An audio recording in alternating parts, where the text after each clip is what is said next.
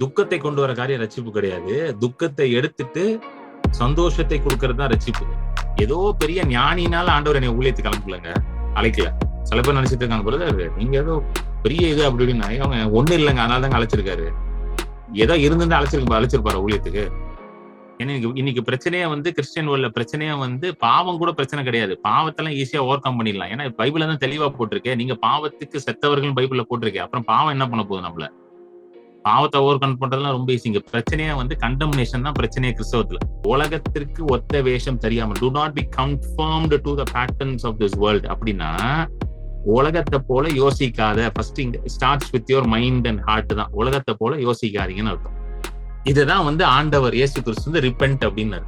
மனம் திரும்புப்பா, எப்பா மனம் திரும்பு, மனம் திரும்பு, மனம் திரும்பு. நீ தேவனுடைய ராஜ்யத்துல வந்துட்ட. You are now part of the kingdom of God. You are not part of the world's kingdom.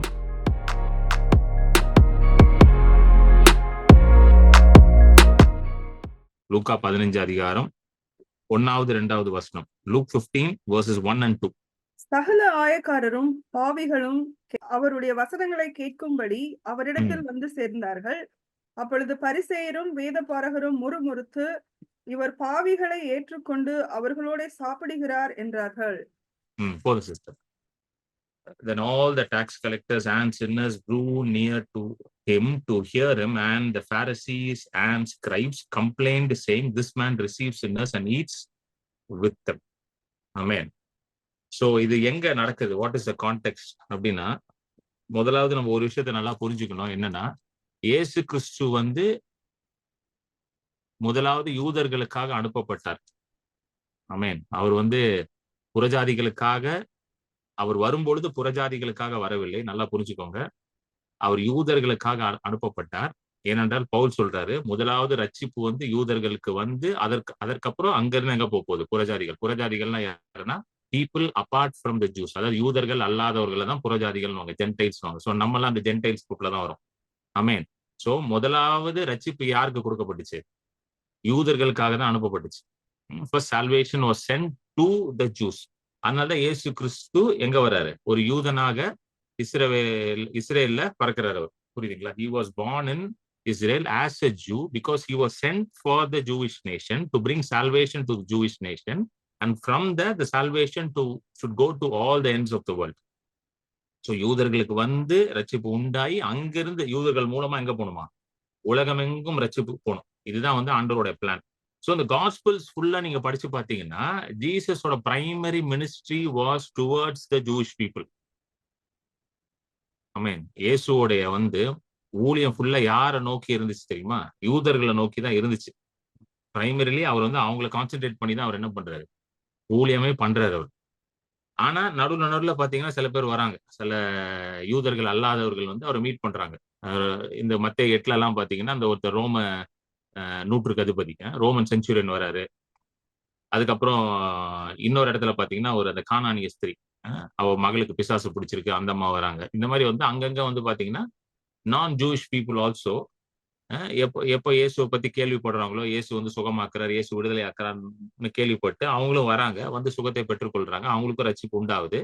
ஏனென்றால் ரட்சிப்பு எல்லாருக்கும் உடையதுதான். Because salvation belongs to everyone. ஆமே. அதனால இயேசு அவங்களெல்லாம் யாரும் புறம்ப தள்ளல பாருங்க. வரவங்க எல்லாரும் ஏற்றுக்கொள்றாரு. Jesus accepts everyone who comes to him. ஆனா பிரைமரிலி அவர் யாருக்கு வந்தாரு? நல்லா புரிஞ்சுக்கணும். இந்த காஸ்பிள் ஃபுல்லாவே primarily he will be ministering only to the Jews. யூதர்களுக்கு தான் அது என்ன பண்ணாரு? ஊழியத்தை செய்தாரு. ஏன்னா யூத தேசத்துல இருந்து தான் ரட்சிப்பு உலகமெங்கும் போகணும். சோ யூத தேசமே பாத்தீங்கன்னா, ஆண்டவர் ஆபிரகாமை தேர்ந்தெடுக்கிறாரு. பல்லாயிரம் வருஷங்களுக்கு முன்பதாக, இயேசு பிறக்கிறதுக்கு பல்லாயிரம் வருஷத்துக்கு முன்பதாக தேர்ந்தெடுக்கிறாரு. எடுத்து ஒரு மனுஷனை எடுத்து அவனை அழைத்து ஆசீர்வதித்து அவனை என்ன பண்றாரு? பெருக செய்கிறார். He calls him, he blesses him and he increases him. எதுக்கு அப்படி பண்றாரு அப்படின்னா, என்னை வணங்குகிற ஒரு மனுஷன், என்னோட உடன்படிக்கையில இருக்கிற ஒரு மனுஷன், நான் ஒரு மனுஷனை தேர்ந்தெடுத்தா அவன் எவ்வளவு பெரிய ஆசீர்வாதமா இந்த உலகத்துக்கு இருப்பான் அப்படின்றதுக்கான ஒரு மாடல்னே சொல்லலாம். நீங்க எப்படி சொல்றது? ஒரு மாடல்னே. So Jewish nation was a model of a great nation. ஒரு பெரிய வல்லமையான அற்புதமான தேசத்திற்கு ஒரு மாடல் எந்த தேசமா ஆண்டவர் உருவாக்குனாரு? யூத மக்களை உருவாக்குறாரு. ஒரு மாடல் நேஷன் மாதிரி அது. சோ ஆண்டவரோட பிளான் என்னன்னா, அவர்களை வைத்து உலகம் எங்க எதை கொண்டு போகணும்? ரட்சிப்பை கொண்டு போகணும். எப்படி ஏதேன் தோட்டத்தை உண்டாக்குறாருல ஆண்டவர். ஏதேன் தோட்டத்தை உண்டாக்கிட்டு ஆண்டவர் என்ன சொல்றாரு? பூமியை நீ நிரப்புன்னு சொல்றாரு. ஆதாம் வந்து ஏதேன் தோட்டத்துல தான் வைக்கிறாரு. வச்சுட்டு நீ பூமியை ஃபுல்லா நிரப்புன்றாரு. அப்படின்னா என்ன அர்த்தம்னா, ஏதேன் தோட்டத்தை போல ஆதாமுடைய வேலை என்னது? பூமியை வந்து ஏதேன் தோட்டம் மாதிரி மாத்தணும். அப்படியே should be make the whole world into a garden of Eden. ஒரு ஏதேன் தோட்டத்தை போல உலகம் எங்க ஃபுல்லா மாத்தணுமா? இந்த மேண்டேட் யாருக்கு கொடுக்கப்பட்டுச்சுன்னா ஆதாமுக்கு கொடுக்கப்பட்டுச்சு. சோ இயேசு கிறிஸ்து உலகத்திற்கு ரட்சிப்பை கொண்டு போகணும். ரட்சிப்பு யார் மூலமா வருது? இயேசுவின் மூலமா தான் வருது. ரட்சிப்பு இயேசுவின் மூலமா வருது. சோ முதல்ல அது யூதர்கள் கொண்டு வந்துட்டு அங்க இருந்து எங்க கொண்டு போறாரு ஆண்டவர்? உலகம் எங்கும் கொண்டு போறாரு. அப்படித்தானே ஸ்டார்ட் ஆகுது. ஜூஸ்ல தானே வருது. பேதுருவ ஆண்டவர் எடுக்கிறாரு. பேதுருவ வச்சு ஆண்டவர் வந்து யூதர்களுக்கு ஊழியம் செய்யறாரு. பேதுரு, யோவான் இவங்க எல்லாம் வந்து யூதர்களுக்கு போறாங்க. பவுல் வந்து ஸ்பெசிபிக்கா வந்து புறஜாதிகளுக்கு போறாரு. ஜென்டைல்ஸ்க்கு போறாரு. அது தெளிவா பைபிள் ரெக்கார்ட் இருக்கு. Peter was sent to the circumcised and Paul to the uncircumcised. அன்சர்கம்சைஸ்ட்னா யாரு? நம்ம தான். விருத்த சேதம் பண்ணாத மக்கள். சோ இப்படிதான் ஆண்டவர் ஒர்க் பண்றாரு. சோ இங்க லூக் 15 வந்து பாத்தீங்கன்னா ஆண்டவர் வந்து யாருக்கிட்ட பேசிட்டு இருக்காரு? இது ரொம்ப முக்கியம். இது புரிஞ்சாதான் நமக்கு வந்து அவர் என்ன சொல்ல வர்றாருன்னு புரியும். யார்கிட்ட பேசிட்டு இருக்காருன்னா, already people are under the government. யாரு? யூத மக்கள். ஃபர்ஸ்ட் இது புரிஞ்சுக்கணும். Who's the audience whom he is talking to? people who are already in the covenant of God. எந்த உடன்படிக்கை? ஆபிரகாமின் உடன்படிக்கைக்குள்ள வந்து இருக்கிறாங்க இவங்கெல்லாம். எல்லாம் யூதர்கள் தான். எல்லாமே தேவனோட என்ன இருக்காங்க? ஒரு உறவுல இருக்கிற மனிதர்கள் தான் இவங்கெல்லாம். தேவனோட ஆசீர்வாதம் இவங்க மேல வேலை செஞ்சு கொண்டு இருக்குது. ஆமென். ஒரு ஹைலி சுப்பீரியர் பீப்புள் இவங்கலாம். கவர்னன்ட்ல இருக்காங்கன்னா ஹைலி சுப்பீரியர் பீப்புள். அந்த கவர்னன்ட்ல இருக்கிற மக்களுக்குள்ளே பாத்தீங்கன்னா அந்த காலத்துல வந்து ஒரு வேறுபாடு இருந்துச்சு. இந்த வேறுபாடு வந்து யார் வச்சிருந்தா? இந்த டிஃபரன்ஸ் வந்து யார் வைத்திருந்தாங்கன்னா அந்த மக்கள் தான் வச்சிருந்தாங்க. அந்த பீப்புள் தான் அந்த டிஃபரன்ஸ் வச்சிருந்தாங்க. காட் இந்த டிஃபரன்ஸ் வைக்கல. ஆண்டவர் இந்த வித்தியாசம் வைக்கல. அதனாலதான் இங்க பாத்தீங்கன்னா என்ன போட்டிருக்கு? 15:1 படிங்க சிஸ்டர். சகல லூக்கா 15:1. ஆயக்காரரும் பாவிகளும் அவருடைய வசனங்களை கேட்கும்படி அவரிடத்தில் வந்து சேர்ந்தார்கள். சகல ஆயக்காரர்கள் பாவிகள்னு போட்டுக்க. Sinners and tax collectors. இத பார்த்து 2வது வசனம் படிங்க. 2nd வர்ஸ் படிங்க. அப்பொழுது பரிசேயரும் வேதபாரகரும் முறுமுறுத்து இவர் பாவிகளை ஏற்றுக்கொண்டு அவர்களோட சாப்பிடுகிறார் என்றார்கள். நல்லா புரிஞ்சுக்கோங்க. இத வந்து படிக்கும்போது எப்படி தெரியும்னா, பரிசேயரும் சதிசேயரும் யாரு? யூதர்கள் மாதிரி தெரியும். இந்த ஆயக்காரர்கள் பாவிகளும் புறஜாதிகள் மாதிரி தெரியும். கிடையாது. பரிசேயர், சதிசேயர், ஆயக்காரர், பாவிகள் எல்லாம் யாருங்க? எல்லாருமே யூதர்கள் தான். All were Jewish people. இந்த பாவிகள்லயே உனக்கு 2 கேட்டகரி வச்சிருக்கானுங்க. பாருங்களேன். நம்ம எல்லாம் வந்து பாவினா ஒரு பாவின்னு சொல்லிடுவோம்ல. கரெக்டா? இவனுக்கு 2 கேட்டகரி. ஒண்ணு வந்து பாவியா, ஒண்ணு ஆயக்காரன் தான். புரியுதுங்களா? ஒண்ணு பாவி, ஒண்ணு ஆயக்காரன் தான். ஏன் ஆயக்காரன் தனி கேட்டகரினா, அந்த காலத்துல வந்து டாக்ஸ் கலெக்டர்ஸ் இருந்தாங்க. சகேயுலாம் டாக்ஸ் கலெக்டர் தான். But he was a Jewish tax collector. அவன் யூதன். ஆனா ஒரு ஆயக்காரன். ஒரு டாக்ஸ் கலெக்டர் தான். Matthew, Levi. he was a tax collector. ஆனா he was a Jewish tax collector. So இவங்க யாருக்காக வேலை செஞ்சுட்டு இருந்தாங்க தெரியுமா? ரோமர்களுக்காக வேலை செஞ்சுட்டு இருந்தாங்க. they were working for the Roman government. so technically they were working against their own people. So அவங்களுடைய ஜனங்களுக்கு எதிராக வேலை பண்ணிட்டு இருக்காங்க. அந்த காலத்துல நீங்க வந்து நம்ம 1947க்கு முன்னாடி பாத்தீங்கன்னா பிரிட்டிஷ் கவர்மெண்ட்ல வந்து சில இந்தியன்ஸ் எல்லாம் வந்து எம்ப்ளாய் பண்ணியிருந்தாங்க. ஆபீசர்ஸ்லாம் இந்தியன்ஸ்லாம் இருப்பாங்க. அவங்க வந்து they work for the British government and they were against the people of India. அவங்க மேல வந்து ஒரு பெரிய குற்றச்சாட்டு இருந்துச்சு. நீங்க வந்து இந்தியர்களா இருந்து எப்படி வந்து நீங்க வந்து ஆங்கிலருக்கு வந்து நீங்க வேலை செய்யலாம், நீங்க வந்து எங்களுக்கு எதிர்த்து நீங்க வேலை செய்றீங்க அப்படின்லாம் சொல்லுவாங்க. அவங்கள வந்து ரொம்ப பெருசா மதிக்கலாம் மாட்டாங்க. இவன் வந்து நம்ம நாட்டுக்கே விரோதின்ற மாதிரி பார்ப்பாங்க. ஸோ இந்த டாக்ஸ் கலெக்டர் வந்து எப்படி பார்த்தாங்க தெரியுமா? தேவர் அகேன்ஸ்ட் காட், தேவர் அகேன்ஸ்ட் ஜூயிஷ் நேஷன் தான் பார்த்தாங்க. ஏன்னா இந்த டாக்ஸ் கலெக்டர்ஸ் எல்லாம் யாருக்கு ஒர்க் பண்ணிட்டு இருக்காங்க? ரோமன்ஸ் ஒர்க் பண்றாங்க. ரோமன்ஸ் ஒர்க் பண்ணிட்டு ரோமன் சொல்றத கேட்டுட்டு அந்த ஆர்டர்ஸ் ஒபே பண்ணி இவனுங்க கிட்ட போய் டாக்ஸ் வாங்குறது. ஜூஸ்ல இருந்து. அதுவும் எப்படி வாங்குவாங்கன்னா அநியாயமா டாக்ஸ் வாங்குறது. நியாயமாலாம் வாங்க மாட்டான். ரொம்ப அநியாயமா வாங்குவான். அதனால இவங்களை பார்த்தாலே எப்படி பார்ப்பாங்களாம்? ஏதோ ஒரு எப்படி சொல்றது? இதை பார்க்க கூடாததை பார்த்த மாதிரி பார்ப்பாங்களாம். புரியுதுங்களா? அந்த மாதிரி தான். ஒரு பார்க்க கூடாது. இப்ப நீங்க ரோட்ல நடக்கிறீங்க, ஒரு பார்க்க கூடாத பார்த்தா உங்க மூஞ்சி எப்படி ஒரு சுடுங்கிரும் பாத்தீங்களா? ஒரு மாதிரி அருவருப்பா அப்படின்னு பாப்பீங்கல்ல, அந்த மாதிரிதான் இவங்களை பார்ப்பாங்க. இவங்களோட யாரும் பழக மாட்டாங்க, பேச மாட்டாங்க. ஆனா அவனுங்க வந்து என்னது இந்த வேலையை செஞ்சுட்டு இருந்தாங்க. ஏன்னா நல்ல காசு பார்க்கலாம். So they were money minded. So they were working as tax collectors. They were not worried about okay. நமக்கு அந்த யூதர்கள் அதெல்லாம் நம்மளுக்கு பிரச்சனை இல்ல. அவனுங்க என்ன வேணா பேசிட்டு போட்டும். நமக்கு காசு வந்தா போதும்யா அப்படின்னு இருக்கானுங்க அவனுங்க. சோ அதனால தான் என்னது சின்னர்ன்னு ஒரு கேட்டகரி. சின்னர்ன்ற கேட்டகரியில யாரெல்லாம் வருவா? இந்த வேசித்தனத்துல இருக்கவன், திருடன், பொய் சொல்றவன், அப்புறம் வந்து நியாயப்பிரமாணத்த சரியா கடைபிடிக்காதவன். டெக்னிக்கலி சின்னன் கேட்டகரியில யாரெல்லாம் தெரியுமா வருவா? அ பரிசேயரும், சதுசேயரும் இருக்காங்க பாத்தீங்களா? பாரிசீஸ் அண்ட் ஸ்கிரைப்ஸ் இருக்காங்கல்ல. பாரிசீஸ், சாடுசீஸ், ஸ்கிரைப்ஸ்லாம் இருக்காங்கல்ல. அவங்களுக்கு பிடிக்காதவன்லாம் எந்த கேட்டகரியில இருப்பான்? சின்னர் கேட்டகரியில இருப்பான். புரியுதா உங்களுக்கு சொல்றது? அவங்களுக்கு சில பேர் பிடிக்காது பாத்தீங்களா? அவங்களெல்லாம் எந்த கேட்டகரியில உட்கார வச்சுருவானுங்க? சின்னர் கேட்டகரியில உட்கார வச்சுருவான். அதனால தான் பாத்தீங்கன்னா, இங்க எப்படி போட்டிருக்கு பாருங்க. All tax collectors and sinners drew near to பாவிகளும் ஆயக்காரர்களும் இயேசுவினிடத்துல வந்தார்கள். அதை பார்த்து யார் முறுமுறுத்தாராம்? பரிசேயரும் சதுசேயரும் முறுமுறுத்தார்கள். சோ பாரிசீஸ் அண்ட் அந்த ஸ்கிரைப்ஸ் எல்லாம் இருக்காங்கல்ல. பாரிசீஸ் அண்ட் ஸ்கிரைப்ஸ் இவங்க எல்லாம் வந்து பாத்தீங்கன்னா self righteous people. Self righteousness என்னது? நான் தான் ஒழுங்கு, நீங்க எல்லாம் மோசம். அதான் self righteousness. Simple. Self righteousness சிம்பிளா நான் டிஃபைன் பண்றேன்.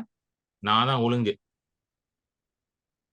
ஏன் நான் ஒழுங்கு அப்படின்னு கேட்டீங்கன்னா, அவன் சொல்லுவான். நான் வந்து ஒரு நாளைக்கு என்ன பண்றேன்? 10 மணி நேரம் சாமி கும்பிட்டுறேன். 8 மணி நேரம் இது பண்றேன். அ 7 நாள் ஃபாஸ்டிங் பண்றேன். அது பண்றேன், இது பண்றேன். என்ன போல வந்து அப்பழுக்கு கட்டுறவன் கிடையாது. அப்படி, இப்படி, இப்படி எல்லா நியாயப்பிரமாணத்தையும் நான் என்ன பண்றேன்? கடைபிடிக்கிறேன். அப்படின்னு தன்னையே பெருமையா பேசுவான் பாத்தீங்களா? அவன் தான் பரிசேயன். போன வியாழக்கிழமை நம்ம பார்த்தோம்ல. ஒரு வாலிபன் வரான்ல. வந்துட்டு இயேசுட்ட கேட்கிறான். ம். ஞாபகம் இருக்கா? மார்க் 10ல பார்த்தோமே. ஆண்டவரே, நித்திய ஜீவனை பெற்றுக்கொள்ள நான் என்ன செய்யணும்? அப்படின்னு உடனே ஆண்டவர் சொல்றாரு, எல்லாத்தையும் போய் பண்ணுப்பா. 10 கட்டளையும் செய்யுப்பா அப்படின்னு அவன் எல்லாத்தையும் செஞ்சுட்டு, அதெல்லாம் சின்ன வயசுல இருந்தே செய்றேன் ஆண்டவரே. ஏதோ புதுசா சொல்லுங்க அப்படின்றான் அவன். அப்பன்னா அவனுக்குள்ள ஒரு பெரிய எண்ணம். என்ன ஒரு இருக்குது? நான் எல்லாத்துலயும் பெர்ஃபெக்ட்டா இருக்கிறேன். என்ன போல பெர்ஃபெக்ட் யாருமே கிடையாது. அதனால எனக்கு நித்திய ஜீவன ஆண்டவர் குடுக்கணும் அப்படின்ற ஒரு எப்படி வரான்? ஒரு சென்ஸ் ஆஃப் என்டைட்டில்மென்ட். சென்ஸ் ஆஃப் என்டைட்டில்மென்ட்னா என்ன தெரியுமா? எனக்கு நீங்க செஞ்சு தான் ஆவணும். அதாவது அப்படி கூட சொல்ல முடியாது. எனக்கு செஞ்சு தான் ஆவணும்னு கூட சொல்ல முடியாது. அது கூட வந்து பிலாங்கிங்னஸ் அதாவது வந்து ஒரு உரிமையில கேட்கறது கூட என்டைட்டில்மென்ட் என்னன்னா, நான் இத பண்ணதுனால நீங்க எனக்கு பண்ணி தான் ஆவணும். 10 மணி நேரம் நான் ஜெபம் பண்ணிட்டேன். நான் நேத்து ஃபுல்லா ஜெபம் பண்ணியிருக்கேன். அதனால எனக்கு நீங்க அதனால எனக்கு நீங்க ஆசீர்வதிக்கணும்னு நீங்க சொன்னீங்கன்னா, அப்ப நீங்க எதுல ஆப்பரேட் பண்ணிட்டு இருக்கீங்க? செல்ஃப் ரைச்சியஸ்னஸ்ல ஆப்பரேட் பண்ணிட்டு இருக்கீங்க. நல்லா புரிஞ்சுக்கோங்க. இத கேட்டுட்டு சில பேர் என்ட்ட என்ன கேட்க ஆரம்பிச்சாங்கன்னா, "அப்ப என்ன பிரதர் ஜெபம்லாம் பண்ணக்கூடாதுன்னு" நான் அப்படி சொன்னேனா? எங்கேயாவது என் வீடியோல இத்தன வருஷமா நெறைய பேர் அட்டெண்ட் பண்றீங்க. ம். என்னைக்காவது நான் ஜெபம் பண்ணக்கூடாதுன்னு சொல்லியிருக்கேனா சொல்லுங்க? ஜெபத்த பத்தி சீரியஸா எடுத்துக்கிட்டு இருக்கேன். பிரேயர் சீரிஸ்ன்னு ஒண்ணு வந்து தர்ஸ்டே வந்து எடுத்துக்கிட்டு இருக்கேன். இந்த தேசத்துக்காக ஜெபம் பண்ணணும்னு சொல்லிட்டு நம்ம எலக்ஷனுக்காக எல்லாரும் சேர்ந்துலாம் ஜெபம் பண்ணோம். கரெக்ட்டா இல்லையாங்க? என்னைக்காவது ஜெபம் பண்ணக்கூடாதுன்னு கிரண் பால் சொல்லியிருக்கேனா? அது கிடையாது. ஆனா என் ஜெபத்த வச்சு நான் ஆண்டவர்ட்ட போனேன்னு வச்சுக்கோங்க. ஆண்டவரே 10 மணி நேரம் முட்டி கால்லயே நின்னேன் ஆண்டவரே. முட்டி தேஞ்சிருச்சு ஆண்டவரே. என்னால இப்ப எந்திரிச்சு நிக்க முடியல. என்னை நீங்க இப்ப இத பார்த்து நீங்க என்னை ஆசீர்வதிங்கன்னு சொன்னீங்கன்னா, that is called what? Self righteousness. 10 மணி நேரம் முட்டி கால்ல நீங்க நிக்கிறீங்கன்னா, நீங்க பிசிக்கலி ஸ்ட்ராங்ன்னு அர்த்தம். ஃபர்ஸ்ட் புரிஞ்சுக்கணும் அத நீங்க. You have a very strong knees. அதனால தான் முட்டிக்கால் 10 மணி நேரம் நிக்கிறீங்க நீங்க. I really appreciate. இப்ப யாராவது வந்து என்கிட்ட வந்து 10 மணி நேரம் நீங்க முட்டிக்கால்ல நிக்கிறீங்கன்னு சொன்னா, நான் ஃபர்ஸ்ட் கொஸ்டின் என்ன கேட்பேன்னா, tell me the secret of your energy அப்படின்னு கேட்பேன். எப்படி 10 மணி நேரம் நீங்க எனக்கும் கொஞ்சம் சொல்லிக் குடுங்க. நானும் கொஞ்சம் என்னைய ட்ரெயின் அப் பண்ணிக்கிறேன். என் முட்டிய கொஞ்சம் ஸ்ட்ராங் ஆக்கிக்கிறேன். ஏன்னா அதுக்கு சில எக்சர்சைஸ்லாம் இருக்குல்ல. அந்த எக்சர்சைஸ்லாம் பண்ணா முட்டியெல்லாம் ஸ்ட்ராங் ஆயிரும். எனக்கு கொஞ்சம் சொல்லிக் குடுங்கன்னு தான் கேட்பேன். 10 மணி நேரம் முட்டியில இருக்கேன்னா, ஆண்டவர பார்த்து பாரு அப்பா! கிரண் பால் 10 மணி நேரம் நிக்கிறான் முட்டியில. அப்பா அவன எப்படியாவது நான் வந்து என்ன ஆக்கிரணும், வாலாகாமல் அவன தலையாக்கிரணும். எப்படியாவது அவன கீழாகாமல் நான் மேல ஆக்கிரணும். அத வச்சு அவரு நம்மள ஆசீர்வதிக்கிறது இல்ல. நல்லா புரிஞ்சுக்கணும் நீங்க. சோ இந்த பரிசேயர், சதுசேயர்லாம் இருக்கானுங்கல்ல. பாரிசீஸ், ஸ்கிரைப்ஸ், சாடியூசீஸ் இவனுங்கலாம் எந்த இதுல இருப்பானுங்க எப்பவுமே? நான் ஜெபம் பண்ணேன், நான் ஃபாஸ்டிங் பண்ணேன், நான் டைத் குடுத்தேன். அதனால நீங்க என்னை ஆசீர்வதிக்கணும். இந்த மோட்லயே இருப்பானுங்க. சோ அவனுங்கள மாரி எவனா ஜெபம் பண்ணலன்னா, அவன கொண்டு போய் எந்த லிஸ்ட்ல வச்சுருவானுங்க? பாவி. பாவி லிஸ்ட்ல போட்டுருவானுங்க. அவ்வளவுதான். சிம்பிள். புரியுதுங்களா இல்லையா? அவன மாரி ஜெபம் பண்ணலன்னா பாவி லிஸ்ட்ல போட்டுருவாங்க. இப்ப நம்ம ஊர்லயே இப்ப நீங்க பார்க்கலாம். சில பேர் இப்படி சுத்திட்டு இருக்கானுங்க. அவங்கள மாரி நீங்க இல்லன்னா நீங்க பாவி. என்ன இவன்லாம் ரட்சிக்கப்பட்டானான்னு தெரியலையே அவன். அ என்ன அவன் இப்படி இருக்கிறான் அவன்? ஒரு கிறிஸ்தவனா இப்படியா இருக்கணும்? என்ன கழுத்து காதுல எல்லாம் தங்கம் போட்டுட்டு இருக்கான். அப்படின்னுவானுங்க. என்ன இவன் இப்ப பார்த்தா கலர் கலரா சட்டை போடுறான். வெள்ள சட்டை தானே போடணும் கிறிஸ்தவன்னா. என்ன தலையில முடி வந்து கொஞ்சம் கொஞ்சம் ஜாஸ்தியா இருக்கு. நல்லா ஷார்ட்டா கிராப் வெட்டிருக்கு. என்ன தாடிலாம் இருக்கு. ஃபுல் ஷேவ் பண்ணியிருக்கணும். என்ன இந்த சின்ன ஒட்டு தாடிலாம் வச்சுக்கிட்டு இருக்காய்ங்க. கேட்டா ஊழியக்காரன்றானுங்க. இதெல்லாம் எங்க இருந்து வருது? செல்ஃப் ரைச்சியஸ்னஸ்ல இருந்து வருது. சுய நீதியில இருந்து வருது. புரியுதுங்களா உங்களுக்கு சொல்றது? ஆண்டவர் வந்து எதனாலும் கூட அக்செப்ட் பண்ணிப்பாரு. செல்ஃப் ரைச்சியஸ்னஸ் அக்செப்டே பண்ண மாட்டாரு. அதனாலதான் இயேசு கிறிஸ்து வந்து பாரிசீஸ்க்கு மினிஸ்டரே பண்ண முடியல. நீங்க நல்லா கவனிச்சு பார்த்திருக்கீங்களா? இயேசு கிறிஸ்து வந்து ஏகப்பட்ட பேருக்கு வந்து ஊழியம் பண்ணாருங்க. ரொம்ப வாழ்க்கையில மோசமா இருந்து நொந்து போயி, ஒண்ணுமே இல்லாம இருந்தவன்லாம் வந்து இயேசுவினிடத்துல வந்து என்ன பண்ணான்? சுகத்த பெற்றுக் கொள்ளுகிறான். இயேசுவினிடத்துல வந்து விடுதலைய வாங்கிக்கிறான். அவன் வாழ்க்கையில ஒரு புதிய தொடக்கம் வருது. ஆனா, இந்த செல்ஃப் ரைச்சியஸ்னஸ்ல இருக்கான் பாத்தீங்களா? சுயநீதியில இருக்கான் பாத்தீங்களா? பாரிசீஸ், அ அப்புறம் ஸ்கிரைப்ஸ், அப்புறம் சாடியூசீஸ், பரிசேயர், சதுசேயர் இவங்களுக்கு ஒண்ணுமே பண்ண முடியல அவரால. கவனிச்சு பாத்தீங்களா நீங்க? காஸ்பெல்ல பாத்தீங்கன்னா, ஒண்ணுமே பண்ண முடியாது. ஏன்னா, அவன்கிட்ட நீங்க என்ன சொன்னாலும் அவன் என்ன கேட்பான்? எங்களுக்கு எல்லாம் தெரியும் அப்டின்னுவான். நீ யாருன்னு எங்களுக்கு தெரியும். நீ வந்து யோசேப்பு பையன் தானே. ஓவரா எங்ககிட்ட வந்து பேசாத. அப்டிதான் அவன் பேசுவான்.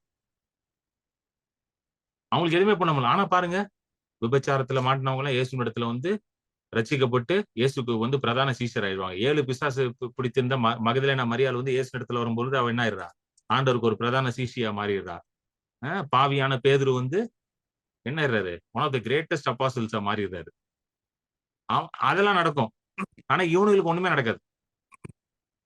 அதனால தான் பாருங்க ஆண்டவர்ட்ட போம்போது, ஆண்டவரே நான் இதெல்லாம் பண்ணேன்னு சொல்லி தயவு செய்து போயிறாதீங்க. ரொம்ப மோசமான டேஞ்சரஸான இது. பாருங்க ஆண்டவரே நேத்து நான் உங்களுக்காக வந்து என்ன பண்ணேன்?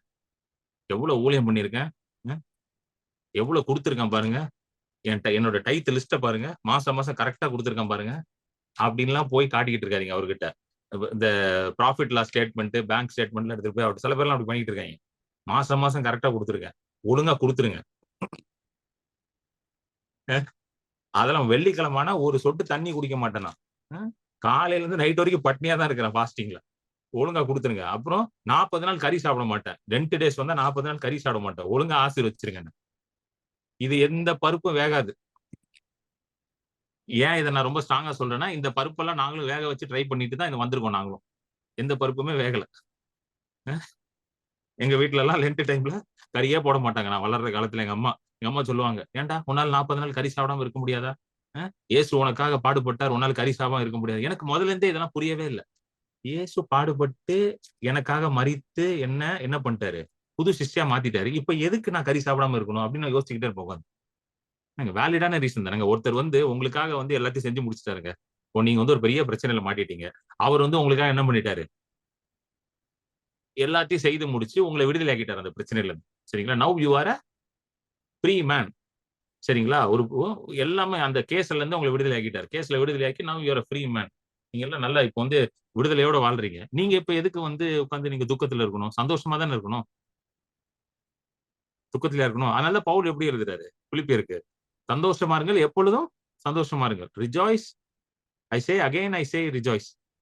ஏன் எழுதுறாரு அப்படி பவுலு? இப்ப சந்தோஷமா இருங்கன்ட்டு. ஏன்னா இயேசு எல்லாத்தையும் செய்து முடிச்சுட்டா, நீ ஏன்ப்பா உட்கார்ந்து அழுதுகிட்டு இருக்க?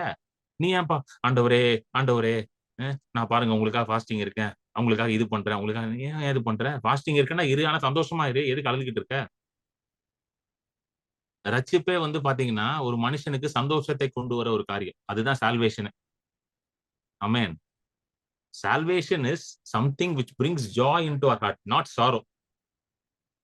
துக்கத்தை கொண்டு வர காரியம் ரட்சிப்பு கிடையாது. துக்கத்தை எடுத்துட்டு சந்தோஷத்தை குடுக்கிறது தான் ரட்சிப்பு. சோ, இங்க லூக்கா 15க்கு கமிங் பேக் டூ அவர் மெசேஜ். லூக்கா 15ல பாத்தீங்கன்னு வச்சுக்கோங்க. இந்த பரிசேயர் சதுசேயருக்குலாம் என்ன பிரச்சனைன்னா, இயேசு கிறிஸ்து வந்து அவனுங்களுக்கு செட் ஆகாத கும்பலுக்கு ஃப்ரெண்டா இருக்கிறார். அதுதான் பிரச்சனை. புரியுதுங்களா? இப்ப புரிஞ்சுச்சா லூக் 15? அவனுக்கு கோவம் ஒரே ஒரு கோவம் தான். இவரு நமக்கு செட் ஆகாதவங்க எல்லாம் இவருக்கு ஃப்ரெண்ட் ஆயிட்டானுங்க. யாரெல்லாம் நமக்கு பிடிக்காதோ அவங்க எல்லாம் இப்ப இயேசுவோட சேர்ந்தாங்க. இவனுக்கு என்ன அதனால தான் கோவமே அவனுக்கு. அதான் என்ன சொல்றாரு பாருங்க. This man receives sinners and eats with them. அவர் என்ன பாவிகளை ஏற்றுக்கொண்டு அவர்களோட உட்கார்ந்து என்ன பண்றாராம்? லூக்கா 15 போடு விஜய். அவர்களோட உட்கார்ந்து என்ன பண்றாராம்? சாப்பிடுகிறார். சோ பிரச்சனை வந்து அவங்களுக்கு அதுதான். இவர் எப்படி நம்ம யாரெல்லாம் ஒதுக்கி வைக்கிறோமோ, அவரெல்லாம் அவர் எப்படி ஏத்துக்கிறார்?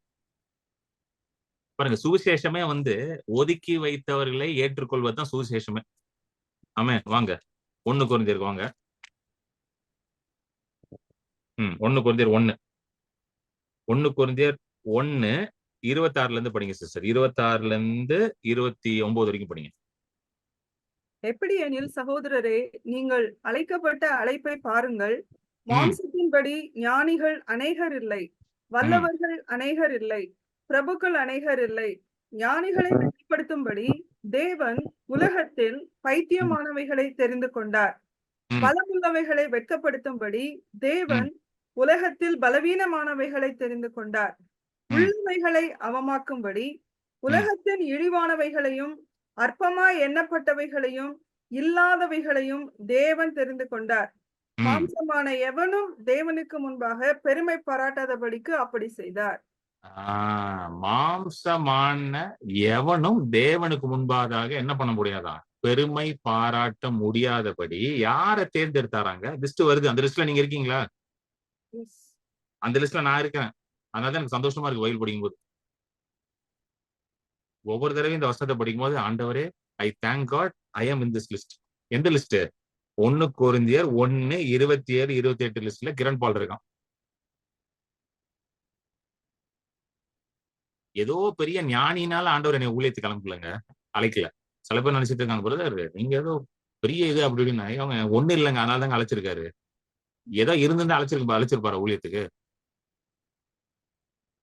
தெளிவா போட்டிருக்கு பாருங்க. சிஸ்டர் எனக்கு படிங்க, அந்த வருஷம் திரும்பி படிங்க 27ல இருந்து. ஞானிகளை வெட்கப்படுத்தும்படி தேவன் உலகத்தில் பைத்தியமானவைகளை தெரிந்து கொண்டார். பலமுள்ளவைகளை வெட்கப்படுத்தும்படி தேவன் உலகத்தில் பலவீனமானவைகளை தெரிந்து கொண்டார். இதை எழுதி வச்சுக்கோங்க. ஃபர்ஸ்ட் வார்த்தை நீங்க என்ன அண்டர்லைன் பண்ணணும்? பைத்தியமானவைகளை. அடுத்தது பலவீனமானவர்கள். அடுத்தது சிஸ்டர் உள்ளவைகளை அவமாக்கும்படி உலகத்தின் இழிவானவைகளையும் அற்பமா எண்ணப்பட்டவர்கள் இல்லாதவைகள் தேவன் தெரிந்து கொண்டார். ஓகேவா? இதெல்லாம் மார்க் பண்ணிக்கோங்க. இங்கிலீஷ்ல என்ன வந்து, God has chosen the foolish things to put to shame the wise. God has chosen the weak things. Foolish underline பண்ணுங்க, weak things அண்டர்லைன் பண்ணுங்க. Of the world to put to shame the things that are mighty and the base things. Base things இது ஒண்ணுமே இல்லாதவைகள். base things of the world and the things which are despised. Despised means what? Everybody rejects you. Amen. Has chosen and the things which are not, to bring to nothing the things that are. ஒண்ணும் இல்லாத காரியங்கள். அதெல்லாம் underline பண்ணி வச்சுக்கோங்க. இதுல நீங்க fit ஆகுறீங்கன்னு வச்சுக்கோங்களேன், 2 கையும் தூக்கி அல்லேலூயா டெய்லி அல்லேலூயா சொல்லுங்க. இதோட உங்களுக்கு பெரிய குவாலிஃபிகேஷன் எதுவுமே கிடையாது.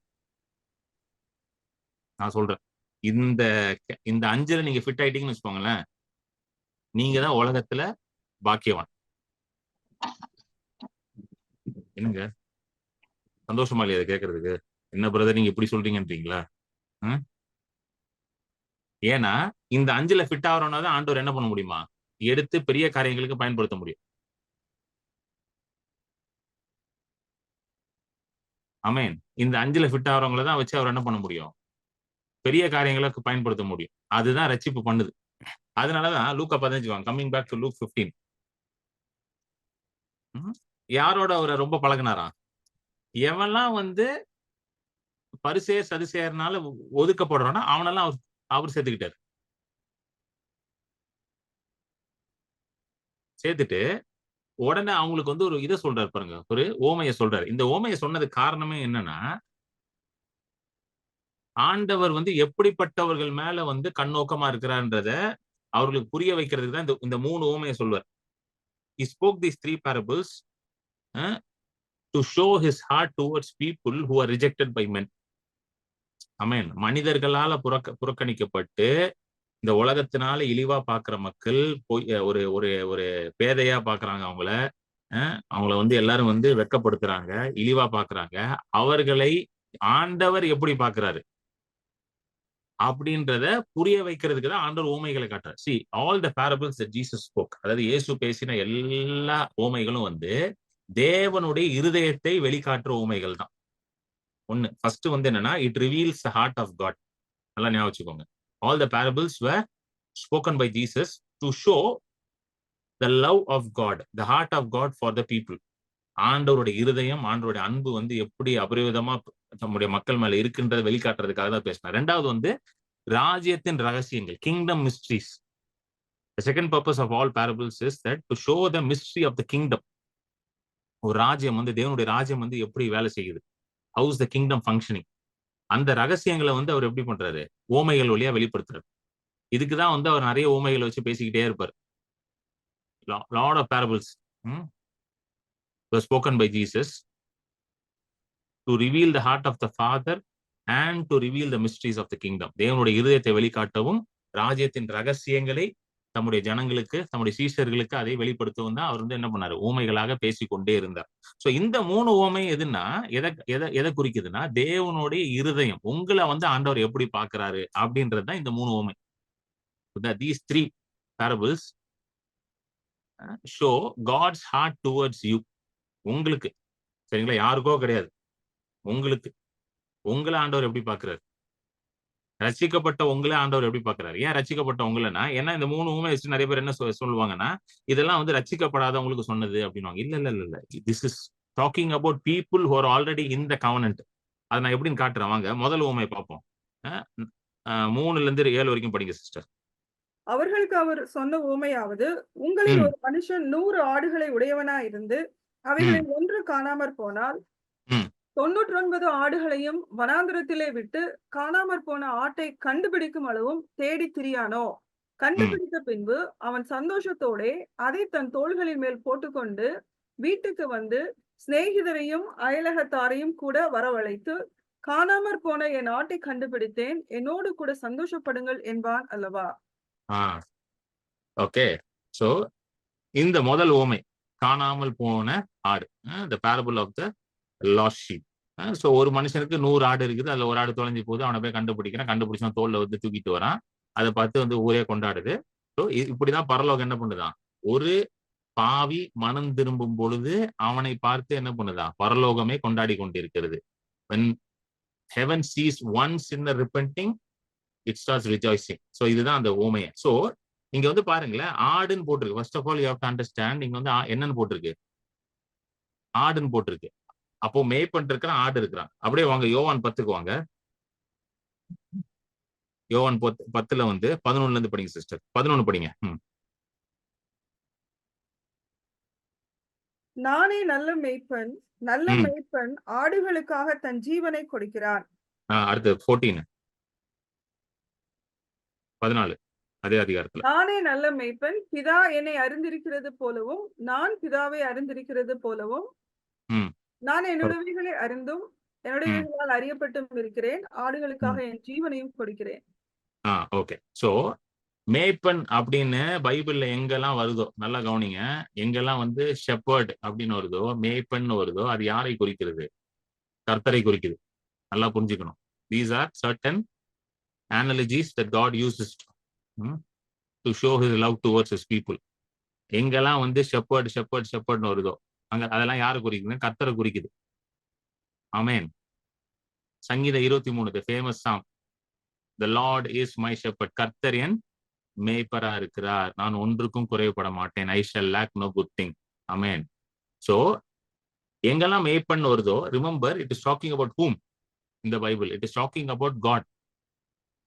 எங்கெல்லாம் ஷெப்பர்ட் வருதோ அங்க காட் தான் வருது, ஆண்டவரை தான் அங்க வந்து டினோட் பண்றது. சோ இங்க வந்து ஆண்டவர் இடத்துல எத்தனை பேர் இருக்காங்களாம்? 100 ஆடுகள் இருக்காங்க. ஆடுகள்லாம் யாரை குறிக்குதுங்க? ஆடுகள் யாரை குறிக்குது? உங்களை தான் குறிக்குது. சொல்லுங்க, என்னதான் குறிக்குது? உங்களை தான் குறிக்குதுன்னா யாரு? ரட்சிக்கப்பட்ட உங்களை தான் குறிக்குது ஆடுகள். It is not talking about people who do not know God. It is talking about people who know God and who has received God. அது ரட்சிக்கப்படாதவர்களை பற்றி குறிக்கவில்லை, ரட்சிக்கப்பட்டவர்களை பற்றி குறிக்கிறது. புரியுதுங்களா? இது ஃபர்ஸ்ட் அண்டர்ஸ்டாண்ட் பண்ணிக்கோங்க, சரிங்களா? இங்க ஷெப்பர்ட் கேரக்டர் யாரு? எல்லா பேரபிள்லயும் வந்து ஆண்டவர் தான் மெயின் கேரக்டர், சரிங்களா? எல்லா பேரபிள் இப்ப ராஜான்னு வந்தா அது யாரை குறிக்குது? அந்த பேரபிள்ல ஆண்டவர் தான் குறிக்குது. இங்க மேய்ப்பன் யாரை குறிக்குது? ஆண்டவரை தான் குறிக்குது. நான் இது வந்து கொஞ்சம் ஸ்லோவா தான் எடுக்க போறேன், ஏன்னா இது புரிஞ்சிருச்சுன்னு வச்சுக்கோங்களேன், உங்க லைஃப் வந்து ராக்கெட் ஸ்பீட்ல போக ஆரம்பிச்சிடும். You will come out of condemnation and you will run to God. புரியுதுங்களா உங்களுக்கு சொல்றது? இந்த 3 ஓமை புரிஞ்சிருச்சுன்னா நீங்க இந்த கண்டம்னேஷன் ஃபீலிங் இருக்கு பாத்தீங்களா? இந்த கண்டம்னேஷன், நான் ஒண்ணுத்துக்கு உதவ மாட்டேன், ஆண்டவர் என்ன நேசிக்கல, உட்காந்து டெய்லி நீங்களே பேசிக்கிறீங்க பாத்தீங்களா? அதெல்லாம் ஸ்டாப் பண்ணிட்டு ஆண்டவரோட அன்பை நோக்கி ஓடுவீங்க. ஏன்னா இன்னைக்கு பிரச்சனையே வந்து கிறிஸ்டியன் வேர்ல்ட்ல பிரச்சனையே வந்து பாவம் கூட பிரச்சனை கிடையாது. பாவத்தெல்லாம் ஈஸியா ஓவர் கம் பண்ணிடலாம். ஏன்னா பைபிள்ல தான் தெளிவா போட்டிருக்கு. நீங்க பாவத்துக்கு செத்தவர்கள் பைபிள்ல போட்டிருக்கு. அப்புறம் பாவம் என்ன பண்ண போகுது நம்மள? பாவத்தை ஓவர் கம் பண்றதுலாம் ரொம்ப ஈஸி. இங்க பிரச்சனையே வந்து கண்டம்னேஷன் தான் பிரச்சனையே கிறிஸ்தவத்துல. The main problem in Christianity right now is condemnation. Sin is already overcome on the cross because in Bible says clearly, reckon yourself dead to sin and alive to righteousness. So that means you are already dead to sin. நீங்க என்னைக்கு ரட்சிக்கப்பட்டீங்களோ அன்னைக்கே பாவத்துக்கு செத்துட்டீங்க. So பாவத்துக்கு உங்களுக்கு இப்ப சம்பந்தமே கிடையாது. நீங்க பாவியே கிடையாது. நீங்க பரிசுத்தவான், செயின்ட்ஸ், sanctified by the blood of Jesus. அவருடைய ரத்தத்தினாலே சுத்திகரிக்கப்பட்டவர்கள். இங்க பிரச்சனை வந்து எங்க தெரியுமா இருக்கு? கண்டம்னேஷன்ல தான் ப்ராப்ளமே. எத்தனை பேருக்கு புரியுது நான் சொல்றது? பாதி பேருக்கு பிரச்சனை கண்டம்னேஷன் தான். பாதி பேரா, முக்காசி பேருக்கு 99.99% நிறைய ஊழியக்காரங்களுக்கு அதான் பிரச்சனை. நான் சில பேர்ட்டெல்லாம் போய் சொல்லுவேன், ஏன் நீங்க வந்து ஹீலிங்க்கு ஜோம் பண்ண மாட்டீங்கன்னு கேட்பாங்க அவங்க. கேட்பேன் ஹீலிங்க்கு, ஏன் ஹீலிங் ஸ்கூல் அட்டன் பண்ணவங்க கூட சில பேர் இருக்கீங்க. அவங்ககிட்டயும் நான் கேட்பேன், ஏன் ஹீலிங்க்கு ஜோம் பண்ண மாட்டீங்கன்னா ஃபர்ஸ்ட் என்ன தெரியுமா சொல்லுவீங்க எல்லாரும்? இன்னைக்கு காலையில நான் ஜோம் பண்ண மறந்துட்டேன் பிரதர். அதனால நான் கை வச்சு ஆண்டவர் சுகமாக்குவாரா? பாத்தீங்களா எங்க எங்க கண்டிஷன் எங்க கொண்டு போய் பிசாசு எனக்கு கோத்து வச்சிருக்கான் பாருங்க. இன்னைக்கு காலையில நீங்க ஜோம் பண்ண மறந்துட்டீங்க. அதனால நீங்க யாருக்கா போய் ஹீலிங்க்கு ஜோம் பண்ணா என்ன நடக்காதான்? ஹீலிங் நடக்காதான் அப்படின்னு யார் சொன்னா? பரிசுத்த ஆவியானவர் சொல்ல. யார் சொல்றா? பிசாசு பிரதர் சொல்லிட்டு இருக்காரு. ஏய் பெரிய இவன் மாதிரி ஜோம் பண்ண போற, காலையில ஜோம் பண்ணல, அவசர அவசரமா கிளம்பி ஆபீஸ் போன, இன்னும் இப்ப ஜோம் பண்ண வந்துட்ட. இப்படி யார் சொல்றாங்க? பிசாசு.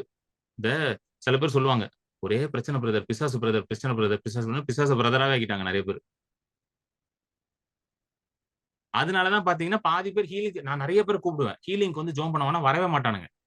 ஏய் வாங்கப்பா நான் ஹாஸ்பிட்டல் போறேன் என் கூட வாங்கினா வரமாட்டேன். இல்ல இல்ல இல்ல உங்களுக்கு வந்து ஸ்பெஷல் அனாயிண்டிங் கொடுத்தேன். அதான் நான் எப்பவுமே சொல்லுங்க, இந்த பாருங்க இந்த ஸ்பெஷல் தோசை இதெல்லாம் சரவண பவன்ல தான் கொடுப்பாங்க. கடவுள்லாம் ஸ்பெஷல் அனாயிண்டிங் எல்லாம் கொடுக்க மாட்டாரு. எல்லாருக்கும் ஒரே அனாயிண்டிங் தான், அது ஹோலி ஸ்பிரிட் தான். ஆமென். ஒரே ஹோலி ஸ்பிரிட் தான்.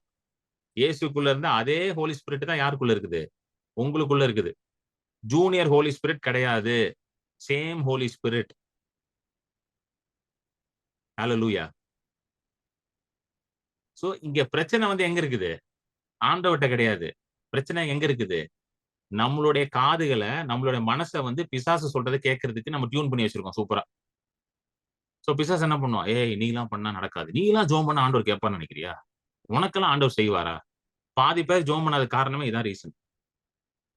ஏன்னா என்ன சொல்லுவான்? ஏய் உனக்கு அவருக்கு செய்வாரா? அவர் ஒரு பெரிய ஊழியக்காரர், அவருக்கு செய்வார், உனக்கு எல்லாம் செய்வாரா? அதனால என்ன பாதி பேர் என்ன பண்றது இல்ல, ஜோபமே பண்றது கிடையாது. ஆண்டவர்ட்ட எதுவும் கேட்கறதும் கிடையாது, ஜோம் பண்றது கிடையாது, எதுவும் பண்றது இல்ல. அப்படியே கடவுள் சித்தன்படி நடக்கட்டும் பிரதர், அப்படியே நடக்கும் பிரதர், கடவுள் சித்தம்படி அப்படியே நடக்கும் பிரதர், அப்படியே விட்டுருவாங்க எல்லாத்தையும். சோ இந்த 100 ஆடு யார் குறிக்குது? நம்மளதான் குறிக்குது. ரட்சிக்கப்பட்ட நம்மளதான் குறிக்குது. சில நேரம் ரட்சிக்கப்பட்டும் சில நேரம் இந்த கிறுக்குத்தனம் பண்றோம் பாத்தீங்களா, நம்ம ஆண்டவர்ட்ட போகாம நம்மளே இஷ்டத்துக்கு ஏதாவது பண்றது. அந்த மாதிரி ஒரு ஆடு என்ன பண்ணிருச்சு? மேப்பன் சொல்றதை கேட்காம அது எங்க ஓடிடுச்சு? எனக்கு தெரியும் அப்படின்னு சொல்லிட்டு அது எங்க போய் மாட்டிக்கிச்சு. இப்ப புரியுதுங்களா உங்களுக்கு? இதே ஆண்டவர் வந்து யூதர்களுக்கு பேசினாரு. ஏன்னா அவனும் உடன்படிக்கையில தான் இருக்கான். ஆனா சில நேரம் அவனும் என்ன பண்றான்? ஆண்டவர் சொல்றதை கேட்காம அவன் பாட்டுக்கு இஷ்டத்துக்கு அவன் பண்ணிக்கிட்டு இருந்தான். ஏதோ உடன்படிக்கைக்குள்ளதான் இருக்கிறான். உடன்படிக்கைக்கு அடையாளம் கொடுக்கப்பட்டிருக்கு, ரத்தம் சிந்தப்படுது, தேவாலயத்துல பாவங்கள் மன்னிக்கப்படுது. ஆண்டவர் தான் என்ன பண்றாரு? அவங்களை வழி நடத்துறாரு, எல்லாம் பண்றாரு, பக்காவா இருக்கிறானுங்க. அப்புறம் ஆசீர்வாதம் வேலை செஞ்சுக்கிட்டு இருக்கானுங்க மேல. ஆனாலும் அவனுங்க என்ன பண்றானுங்க? இந்த ஏசாயா 53ல வருது பாத்தீங்களா? அவன் ஆடுகளை போல தன் தன் வழியிலே ஓடி போனானா. இதுதான் நடந்துச்சு. பெரிய பாவம் என்னது? எல்லாம் ஆடுதான், ஆனா அவன் தனித்தனி வழியில ஓடினானா பிச்சுக்கிட்டு. வாங்க 53, ஏசாயா 53, 53:6 படிங்க சிஸ்டர். ஏசாயா 53:6. நாம் எல்லாரும் ஆடுகளைப் போல வழி தப்பி திரிந்து அவனவன் தன் தன் வழியிலே போனோம். கர்த்தரோ நம் எல்லாருடைய அக்கிரமத்தையும் அவர் மேல் விழப்பண்ணினார். அவன் தன் தன் வழியில போறான் இஷ்டத்துக்கு. இன்னைக்கு நிறைய பேர் ரட்சிக்கப்பட்டவங்களும் அப்படிதான் இருக்கிறாங்க. அவன் இஷ்டம் ரட்சிக்கப்பட்ட பிரதர், ரட்சிப்புக்கு இதுக்கு சம்மந்தம் இல்ல பிரதர். ரட்சிக்கப்படுறது நம்ம பரலோகத்துக்கு போறது பிரதர். ஆனா நம்ம வாழ்க்கையை நம்ம தானே பாத்துக்கணும் பிரதர். நம்ம பாட்டுக்கு ஏதாவது பண்ண வேண்டியது. இப்படி போறது அப்படி போறது. அப்புறம் எங்கேயா போய் மாட்டிக்கிட்ட அப்புறம் என்ன பண்றது? ஐயோ! அப்ப கூட நிறைய பேர் ஆண்டவர்ட்ட வர்றது கிடையாது. ஏன்னா ஆண்டவர்ட்ட போ முடியாது. ஏன்னா என் பிசாசு தான் சொல்லிட்டு இருக்கானே, நீ ஆண்டவர்ட்ட போனா ஏத்துக்க மாட்டாரு. ஆண்டவர் உன்னைய தான் வெறுக்கிறாரு. ஆண்டவர் உன்னைய மன்னிக்க மாட்டேன்னு சொல்றேன். உடனே நம்ம என்ன பண்ணிறது? தேவ மனுஷன் தேடி ஓட வேண்டியது. எனக்காக ஜெபம் பண்ணுங்க பிரதர். நான் இப்படி போய் ஏடா கூடமா மாட்டிக்கிட்டேன் பிரதர் அப்படின்ட்டு. நான் என்ன சொல்றேன்னா, தேவ மனுஷனுக்கு ஓடுறதுக்கு பதிலா ஆண்டவர்ட்ட ஓடிருங்க. ஏன்னா தேவ மனுஷன் சில நேரம் பிஸியா இருப்பாரு. அவர் ஃபோன் எடுக்க மாட்டாரு. அவருக்கு அப்பாயின்ட்மென்ட் போட்டு பார்க்க வேண்டியது இருக்கும். ஆண்டவருக்கு அப்பாயின்ட்மென்ட்டும் கிடையாது, ஃபோனும் கிடையாது. எப்போ நீங்க கூப்பிட்டாலும் உங்ககிட்ட பேச போறாரு. ஆனா, இத நீங்க செய்யாம உங்கள தடுக்கிறது தான் பிசாசோட வேலையே. புரியுதா உங்களுக்கு சொல்றது? You understand? ஆண்டவர நீங்க ஆக்சஸ் பண்ணாம இருக்கணும். எப்படியாவது உங்கள தடுத்துறணும். இதுதான் பிசாசோட வேலை.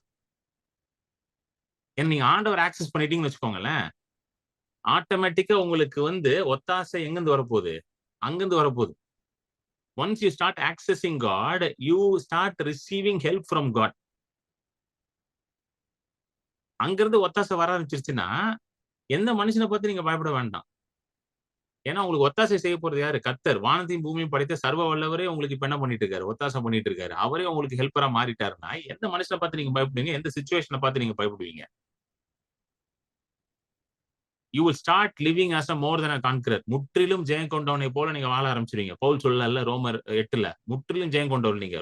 மோர் than a conqueror. You will start living that life. So இந்த லூக்கா 15க்கு வாங்க. வந்தீங்கன்னா பாருங்க. ஒரு ஒரு ஆடு தொலைஞ்சிருச்சு. உடனே என்ன பண்றாரு? அவரு போறாரு. பின்னாடியே இப்ப என்ன பண்றாரு? தூக்கிட்டு வந்துறாரு. தூக்கிட்டு வந்துட்டு என்ன சொல்றாருன்னா, ரொம்ப முக்கியமான வசனம். இந்த வசனம் படிங்க சிஸ்டர். ஆ 7வது வசனம். அதுபோல மனம் ம், திரும்ப அவசியமில்லாத 99 நீதிமான்களை குறித்து ம், சந்தோஷம் உண்டாகிறதை பார்க்கிலும், ம். மனம் திரும்புகிற ஒரே பாவி நிமித்தம் பரலோகத்தில் மிகுந்த சந்தோஷம் உண்டாயிருக்கும் என்று உங்களுக்கு சொல்லுகிறேன். மனம் திரும்புதல். இது ரொம்ப முக்கியமானது. மனம் திரும்புற ஒரு பாவிய பார்க்கும் பொழுது, பரலோகத்துல மிகுந்த சந்தோஷம் உண்டாதாம். When a sinner repents, there is great rejoicing in heaven. சரிங்களா? இந்த மனம் திரும்புதல். அடுத்தது படிங்களேன். 8, 9 படிங்க. இந்த மனம் திரும்புதல பத்தி நான் சில காரியங்கள சொல்றேன். 8, 9, 10 படிங்க. ம், அன்றியும் ஒரு ஸ்திரீ 10 வெள்ளி ம், காசை உடையவளாய் இருந்து, அதில் ஒரு ம், வெள்ளி காசு காணாமற் போனால், ம், விளக்கை கொளுத்தி, வீட்டை பெருக்கி, அதை ம், கண்டுபிடிக்கிற வரைக்கும் ஜாக்கிரதையாய் தேடாமல் இருப்பாளோ? ம், கண்டுபிடித்த பின்பு தன் ம், சிநேகிதிகளையும் அயல் வீட்டுக்காரிகளையும் கூட வரவழைத்து, ம், காணாமற் போன வெள்ளி காசை கண்டுபிடித்தேன், என்னோடு கூட சந்தோஷப்படுங்கள் என்பாள் அல்லவா? ம். 10. அதுபோல மனம் திரும்புகிற ஒரே பாவியின் நிமித்தம் ம். தேவனுடைய தூதருக்கு முன்பாக சந்தோஷம் உண்டாயிருக்கிறது என்று உங்களுக்கு சொல்லுகிறேன் என்றார். ஆ, மனம் திரும்புகிற ஒரே பாவியின் நிமித்தம். மனம் திரும்பு. மனம் திரும்பு. இங்க வெள்ளிக்காசு. வெள்ளிக்காசு யார குறிக்குது? நம்மள தான் குறிக்குது. நம்மள தான் ஆண்டவர் வெள்ளிக்காசு மாரி பார்க்கிறாராம். வெள்ளிக்காசு ரொம்ப விலை என்னது? உயர்ந்தது. Precious thing. சாதாரண காசு கிடையாது. வெள்ளி காசு, தங்க காசு எல்லாம் ரொம்ப விலை உயர்ந்த காரியங்கள். ரொம்ப பிரஷியஸான காரியம். அது இப்போ உங்க வீட்ல நீங்க ரூ. 1 ரூ. 2 வச்சிருக்கீங்க. சில நேரம் இந்த ரூ. 1 2 எங்கேயாவது விழுந்துரும். இந்த டேபிள் கடியில எங்கேயோ விழுது. என் வீட்லயே இப்ப நான் டேபிள்ல உட்கார்ந்திருக்கேன். சில நேரம் இந்த ரூ. 1 2 இங்க இப்படி விழுந்துரும். ரொம்ப கீழலாம் குனிஞ்செல்லாம் தேடிட்டுலாம் இருக்க மாட்டேன். கவனிச்சிருக்கீங்களா? இந்த ரூ. 1 2 விழுந்தாலும் ரொம்ப தேடலாம் மாட்டீங்க. இப்போ ரோட்ல நீங்க போயிட்டே இருக்கீங்க வண்டியில. டக்குன்னு ரூ. 1 விழுந்தோனே அப்படியே டிராபிக் எல்லாம் நிறுத்தி மவுண்ட் ரோட்ல நடு ரோட்ல தேடிட்டு இருப்பீங்களா ரூ. 1? போலீஸ்காரன் கேட்பான். என்னையா விட்ட அப்படின்னா ரூ. 1 விட்டேன்னா போலீஸ்காரன் ஏன் ரூ. 1க்கு தான் இப்படி பண்ணிட்டு இருக்கியா? ஏதோ ஏதோ ஒரு பவுன் தங்க மோதிரத்தை விட்ட மாதிரியே சீன் போடுறியா அப்படின்னுவான். பாத்திருக்கீங்களா? இந்த ரூ. 1 இதே 1 கிராம் தங்கத்தை விட்டீங்கன்னா என்ன பண்ணுவீங்க? என்னங்க பண்ணுவீங்க? இப்ப கிராம் விக்கிற வேலைக்கு என்ன பண்ணுவீங்க? மவுண்ட் ரோட்ல படுத்துருவீங்க. ம். எவன் என்ன பண்ணாலும் பிரச்சனை இல்லை. எனக்கு அந்த 1 கிராம் வேணும்னு படுத்துருவீங்க. சோ இந்த வெள்ளி காசு யார குறிக்குது? ரட்சிக்கப்பட்ட உங்களையும் என்னையும் தான் குறிக்குது. We are more precious in the eyes of God. நம்ம தேவனுடைய பார்வையில எப்படி இருக்குமா? வெள்ளி காசு போல ரொம்ப விலை உயர்ந்தமா இருக்கிறோம். அதனால ஒரு காசு தொலைஞ்ச உடனே அந்த அம்மா என்ன பண்ணுதான்? விளக்க ஏத்துதான், எல்லா லைட்டையும் போட்டு நல்லா பெருக்கி கிறுக்கி கண்டுபிடிச்சிருச்சு. கண்டுபிடிச்சா சந்தோஷம் வேற. ரூ. 1 கண்டுபிடிச்ச சந்தோஷப்பட்டிருக்கீங்களா என்னைக்காவது நீங்க? சொல்லுங்கங்க. வீட்டுக்கு வரும்போது, "ஏய் ஐ ஃபவுண்ட் மை ரூ. 1" அப்படின்னு கத்திக்கிட்டே வந்தீங்களா? சொல்லுங்க. உங்க வைஃப் கேட்பாங்க, பைத்தியம் கித்தியம் புடிச்சிருச்சாயா உனக்கு? ஒரு புள்ளைய கூப்பிட்டு சொல்லுங்க, அப்பாக்கு ஏதோ ஆயிடுச்சு. ரூ. 1 கண்டுபிடிச்சதுக்கெல்லாம் கத்திக்கிட்டு இருக்காரு. கிடையாது. புரியுதுங்களா? இல்லையாங்க? உங்களுக்கு சொல்றது? You understand? நீங்க ஆண்டவருக்கு எப்படி இருக்கீங்க? இந்த வெள்ளி காசை போல இருக்கிறீங்க. நீங்க ஆண்டவருக்கு எப்படிங்க இருக்கீங்க? இந்த தொலைந்து போன அந்த ஆடை போல இருக்கிறீங்க. You are so precious in the eyes of God. That's why God does not want to leave you.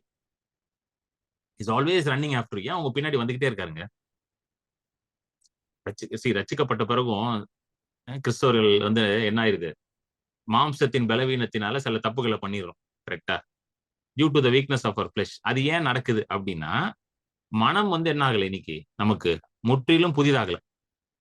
Renewal of mind. கரெக்டா? மைண்ட் ஃபுல்லா ரினியூ ஆகல. ஏன்னா ரட்சிக்கப்படும் போது எங்க நீங்க வந்து புது சிருஷ்டியா மாறுறீங்கன்னா, உங்களோட ஆவியில தான் நீங்க புது சிருஷ்டியா மாறுறீங்க. You become a new creation in your spirit, not in your soul. சோல்னா என்னது? ஆத்மா. மைண்ட்ல வந்து இல்ல. மைண்ட் அப்படிதான் இருக்குது. சரிங்களா? சில பழைய எண்ணங்கள்லாம் இருக்குது பாருங்க. அதனாலதான் பாருங்க ரட்சிக்கப்பட்டவங்க சில பேர் ரொம்ப கோவப்படுவாங்க. அதை பார்த்து சில பேர் சொல்லுவாங்க, ஏய் ரட்சிக்கப்பட்டன்ற என்ன கோவப்படுற அப்படின்னு. கேள்விப்பட்டிருக்கீங்களா அதை? ஏய், போன வாரம் தான் ஞானஸ்தானம் எல்லாம் எடுத்த என்ன இவ்வளவு கோவப்படுற அப்படின்னா, அவங்க நினைச்சிட்டாங்க ஞானஸ்தானம் எடுக்கும் பொழுது மூளையெல்லாம் ஆண்டவர் கழுவிட்டாரு தண்ணியை வச்சு நினைக்கிறாங்க. இல்ல, மூளை அதே மாதிரிதான் இருக்குது. புத்தி இது ஆவியில தான் எப்படி இருக்கிறாங்க? புது சிருஷ்டியா இருக்கிறாங்க. இந்த ஸ்பிரிட் தேர் நியூ கிரியேஷன். ஆவியில நீங்க தேவனோட ஆவியோட ஒரே ஆவியா இருக்கீங்க. ஆமென். You are one in the spirit with the Holy spirit.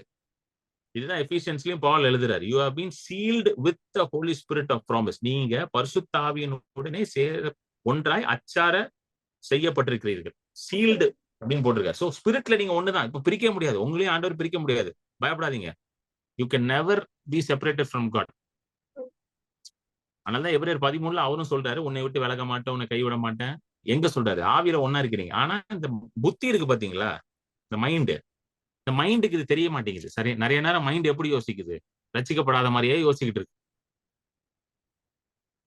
இந்த பவுலோட இதெல்லாம் படிச்சு பாத்தீங்கன்னு வச்சுக்கோங்களேன். பவுலோட எபிசோட்ஸ் எல்லாம் இருக்குல்ல, ரோமர், கலாத்தியர், எபேசியர், பிலிப்பியர், கொலோசியர், 1 தீமோத்தி, 2 தீமோத்தி, தீத்து, இது எல்லாத்தையும் நீங்க படிச்சீங்கன்னா ஃபர்ஸ்ட் 2-3 சாப்டர் எப்படி எழுதுவாரு? உன்னதங்களில் கர்த்தர் உங்களை ஆசீர்வச்சிருக்கிறார், நீ புது சிருஷ்டியா இருக்கிற, அப்படி இப்படின்னு உங்களை பத்தி பயங்கரமா எழுதுவாரு. பாத்திருக்கீங்களா? நீங்க தான் சூப்பர்மேன், நீங்க தான் ஸ்பைடர் மேன், நீங்க தான் அப்படின்னு பயங்கரமா எழுதுவார். அதுக்கப்புறம் அதெல்லாம் எழுதிட்டு அடுத்தது எப்படி எழுதுவாரு? இந்த 4th chapter 5th chapter, now walk worthy of your calling. உங்க அழைப்புக்கு ஏத்த மாதிரி இப்ப நடங்க. பழைய இதுல போய் மாட்டிக்காதீங்க. நீங்க அதுல இருந்து உங்களை ஆண்டவர் மீட்டுட்டாரு. பாத்திருக்கீங்களா? எபிசோட்ஸ் எல்லாம் படிச்சு பாருங்க. நான் அடுத்தது வந்து எபிசோட்ஸ் தான் ஸ்டார்ட் பண்ண போறேன். ப்ராபபிளி கலேஷியன்ஸ்ல ஸ்டார்ட் பண்ணலாம்னு இருக்கேன். நெக்ஸ்ட் நான் வந்து going to complete all the episodes யோசிச்சுட்டு இருக்கேன். ஏன்னா எபிசோட்ஸ்ல இருக்கிற சத்தியம் புரிஞ்சாதான் புது சிருஷ்டின்ற சத்தியமே புரியும். பவுலோட நிருபங்கள் புரிஞ்சாதான் வச்சுக்கோங்களேன், யுவர் நியூ கிரியேஷனே புரியும். இல்லன்னா எப்படி எப்ப பார்த்தாலும் எப்படி வச்சுட்டு இருப்பீங்க? ஐயோ ஆண்டவர் இருக்காரா, ஆண்டவர் போயிட்டாரா, இப்படிதான் பாதி கிறிஸ்தவனுக்கு அவன் டைம் ஃபுல்லா இப்படிதான் போயிட்டு இருக்கு. இருக்காரா போயிட்டாரா, இருக்காரா போயிட்டாரா. ஐயா அவர் எங்கேயும் போக மாட்டாரு ஐயா, நீ ஏயா இவ்வளவு பதட்டத்திலேயே வாழ்றீங்க ஐயா. இதுதான் பவுல் எழுதுறாரு எபிசோட்ல. அவர் வந்து உங்களோட ஒண்ணு சேர்ந்துட்டாரு. You are now one in Christ. In Christ, in Christ வரும். பாத்திருக்கீங்களா எபிசோட்ல? கிறிஸ்துக்குள், கிறிஸ்துக்குள், கிறிஸ்துக்குள், கிறிஸ்துக்குள், கிறிஸ்துக்குள். கிறிஸ்துக்குள்ள இருக்கிற வெளியெல்லாம் வர முடியாது. ட்ரை எல்லாம் பண்ணாதீங்க. உள்ளதான் இருக்கிறீங்க. ஆனா உங்க மைண்ட் எப்படி இருக்குது? இந்த சத்தியத்தை அறியாமல் இருக்கிறது. புரியுதா உங்களுக்கு சொல்றது? You understand? உங்க மைண்ட் எப்படி இருக்குது? அதனாலதான் இயேசு கிறிஸ்து வந்து இந்த உலகத்துல ஊழியம் பண்ணும்போது ஒரு வார்த்தையை அதிகமா பேசிக்கொண்டே இருந்தார். என்ன வார்த்தை தெரியுமா? மனம் திரும்புங்கள் அப்படின்னு சொல்லுவார். கேள்விப்பட்டிருக்கீங்களா அந்த வார்த்தையை? மனம் திரும்புன்ட்டு. ரிப்பன்ட், ரிப்பன்ட்னு. எங்க இயேசு போய் பிரசங்கம் பண்ணாலும் என்ன பிரசங்கம் பண்ணுவார்? ரிப்பன்ட்னு. மனம் திரும்பு, மனம் திரும்பு, மனம் திரும்புன்னு. அந்த ரிப்பன்ட்ன்ற வார்த்தை வந்து எபிரேய மொழியில போய் படிச்சீங்கன்னா, சரி கிரீக்ல, நியூ டெஸ்ட்மென்ட் கிரீக்ல எழுதப்பட்டுச்சு. கிரீக்ல போய் படிச்சீங்கன்னா மெட்டனோயா அப்படின்ற ஒரு வார்த்தை யூஸ் பண்றாங்க. இந்த Greek Bible, the word for repent is metanoia. மனம் திரும்புன்ற வார்த்தைக்கு மெட்டனோயான்ற வார்த்தை. அப்படின்னா என்ன அர்த்தம்னா, change the way you are thinking right now. அதாவது இப்போ எப்படி நீ வந்து உன் மனசை வச்சிருக்கியோ, யோசித்து கொண்டிருக்கியோ, சிந்தித்து கொண்டிருக்கியோ, விசுவாசித்து கொண்டிருக்கோ, அதை மாற்று அப்படின்னு அர்த்தமா. புரியுதுங்களா? you have to change the way you're thinking. so இயேசு வந்து என்ன பிரசங்கம் பண்ணாரு? மனம் திரும்பு, தேவனுடைய ராஜ்யம் சமீபமா இருக்குது. அப்ப என்ன சொல்றாரு? எப்பா உன் மனசை எப்படி திருப்பணும்? தேவனுடைய ராஜ்யத்துக்கு நேரா திருப்புன்றார். புரியுதுங்களா? புரியுதுங்களா இல்ல நான் சொல்றது? நீ உலகத்தை பார்த்துக்கிட்டே இருக்க, நீ ஒன்னையே பார்த்துக்கிட்டு இருக்க, ஒன்ன பார்க்காது தேவனுடைய ராஜ்யத்துக்கு நேரா திருப்பு. Now change your mind towards the kingdom of God. Now focus your mind towards the kingdom. ஒன்ன பார்க்காதன்றார். நம்ம எதங்க பார்ப்போம் எப்பவுமே? எதை பார்ப்போம்? நம்மளே தான் பார்ப்போம். கரெக்டா? சில பேர்லாம் காலையில இருந்து சாயங்காலம் வரைக்கும் கண்ணாடியா பார்த்துக்கிட்டு இருப்பாங்க. அவங்க நினைக்கிறாங்க கண்ணாடி பார்த்தா வெள்ளையாயிருவோன்ட்டு. அதனால பார்த்துக்கிட்டே இருப்பாங்க.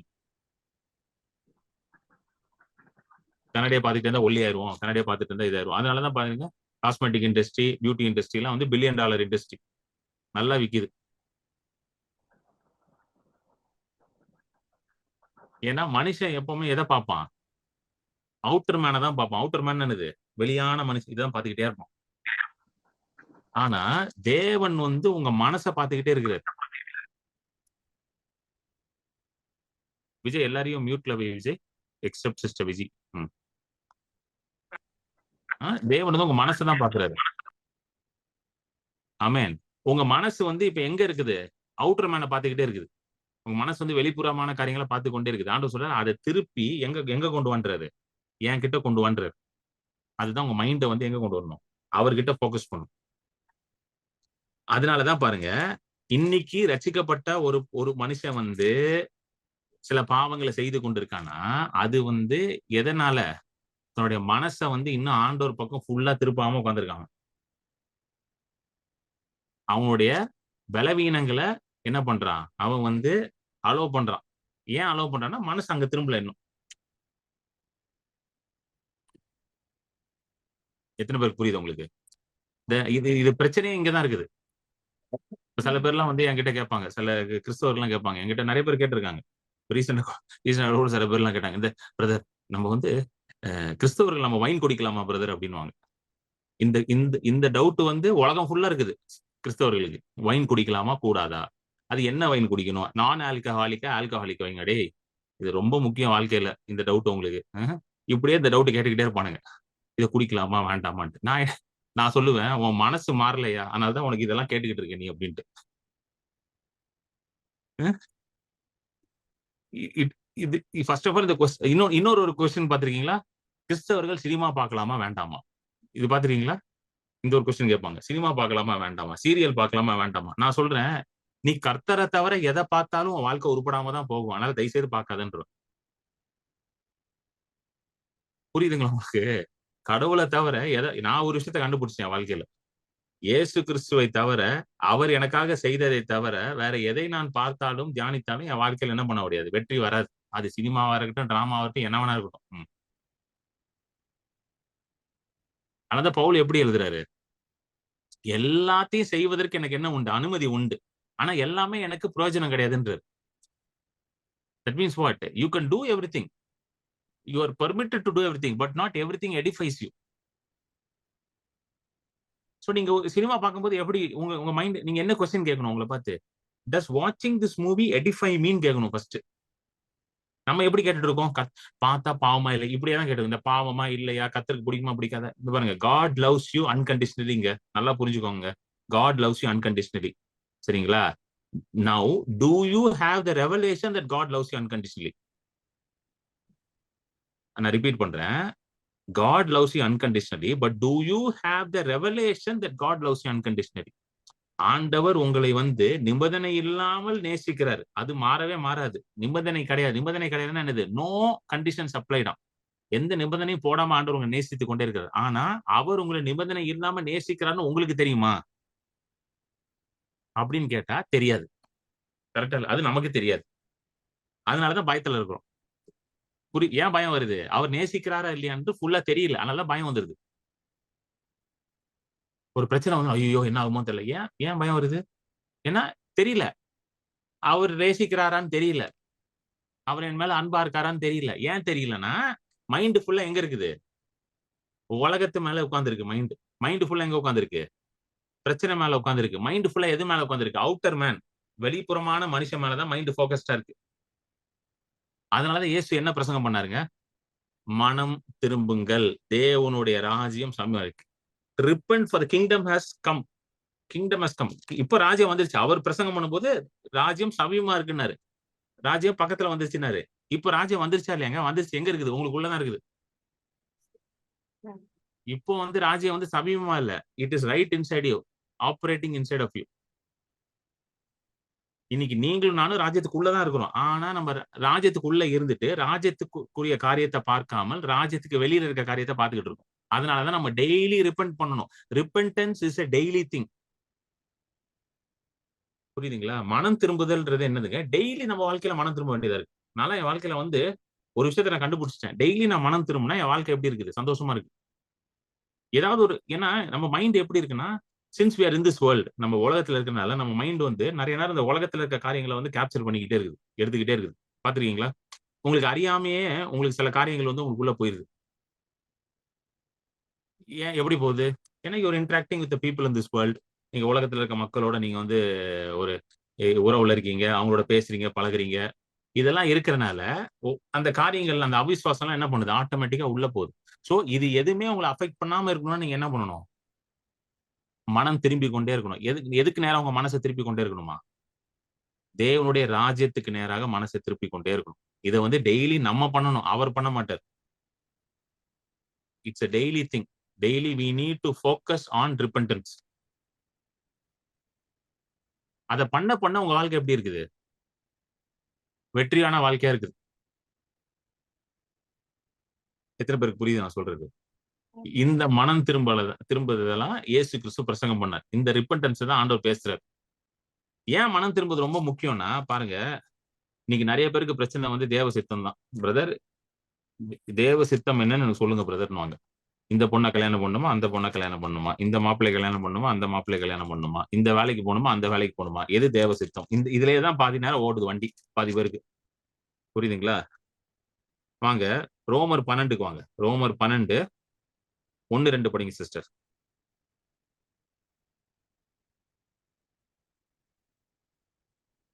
அப்படி இருக்க சகோதரரே, நீங்கள் உங்கள் சரீரங்களை பரிசுத்தமும் தேவனுக்கு பிரியமுமான ஜீவ பலியாக ஒப்புக் கொடுக்க வேண்டும் என்று தேவனுடைய இரக்கங்களை முன்னிட்டு உங்களை வேண்டிக் கொள்ளுகிறேன். இதுவே நீங்கள் செய்யத்தக்க புத்தியுள்ள ஆராதனை. நீங்கள் இந்த பிரபஞ்சத்திற்கு ஒத்த வேஷம் தெரியாமல் தேவனுடைய நன்மையும் பிரியமும் பரிபூர்ணமுமான சித்தம் இன்னதென்று பகுத்தறியத்தக்கதாக உங்கள் மனம் புதிதாகிறதினாலே மறுரூபமாகுங்கள். இது பாருங்க, இந்த பிரபஞ்சத்திற்கு ஒத்த வேஷம் தெரியாமல், அப்படிதானே போட்டிருக்கு? இந்த பிரபஞ்சத்திற்கு ஒத்த வேஷம் தெரியாமல். இந்த வேர்ஸ் ஹைலைட் பண்ணு விஜய்.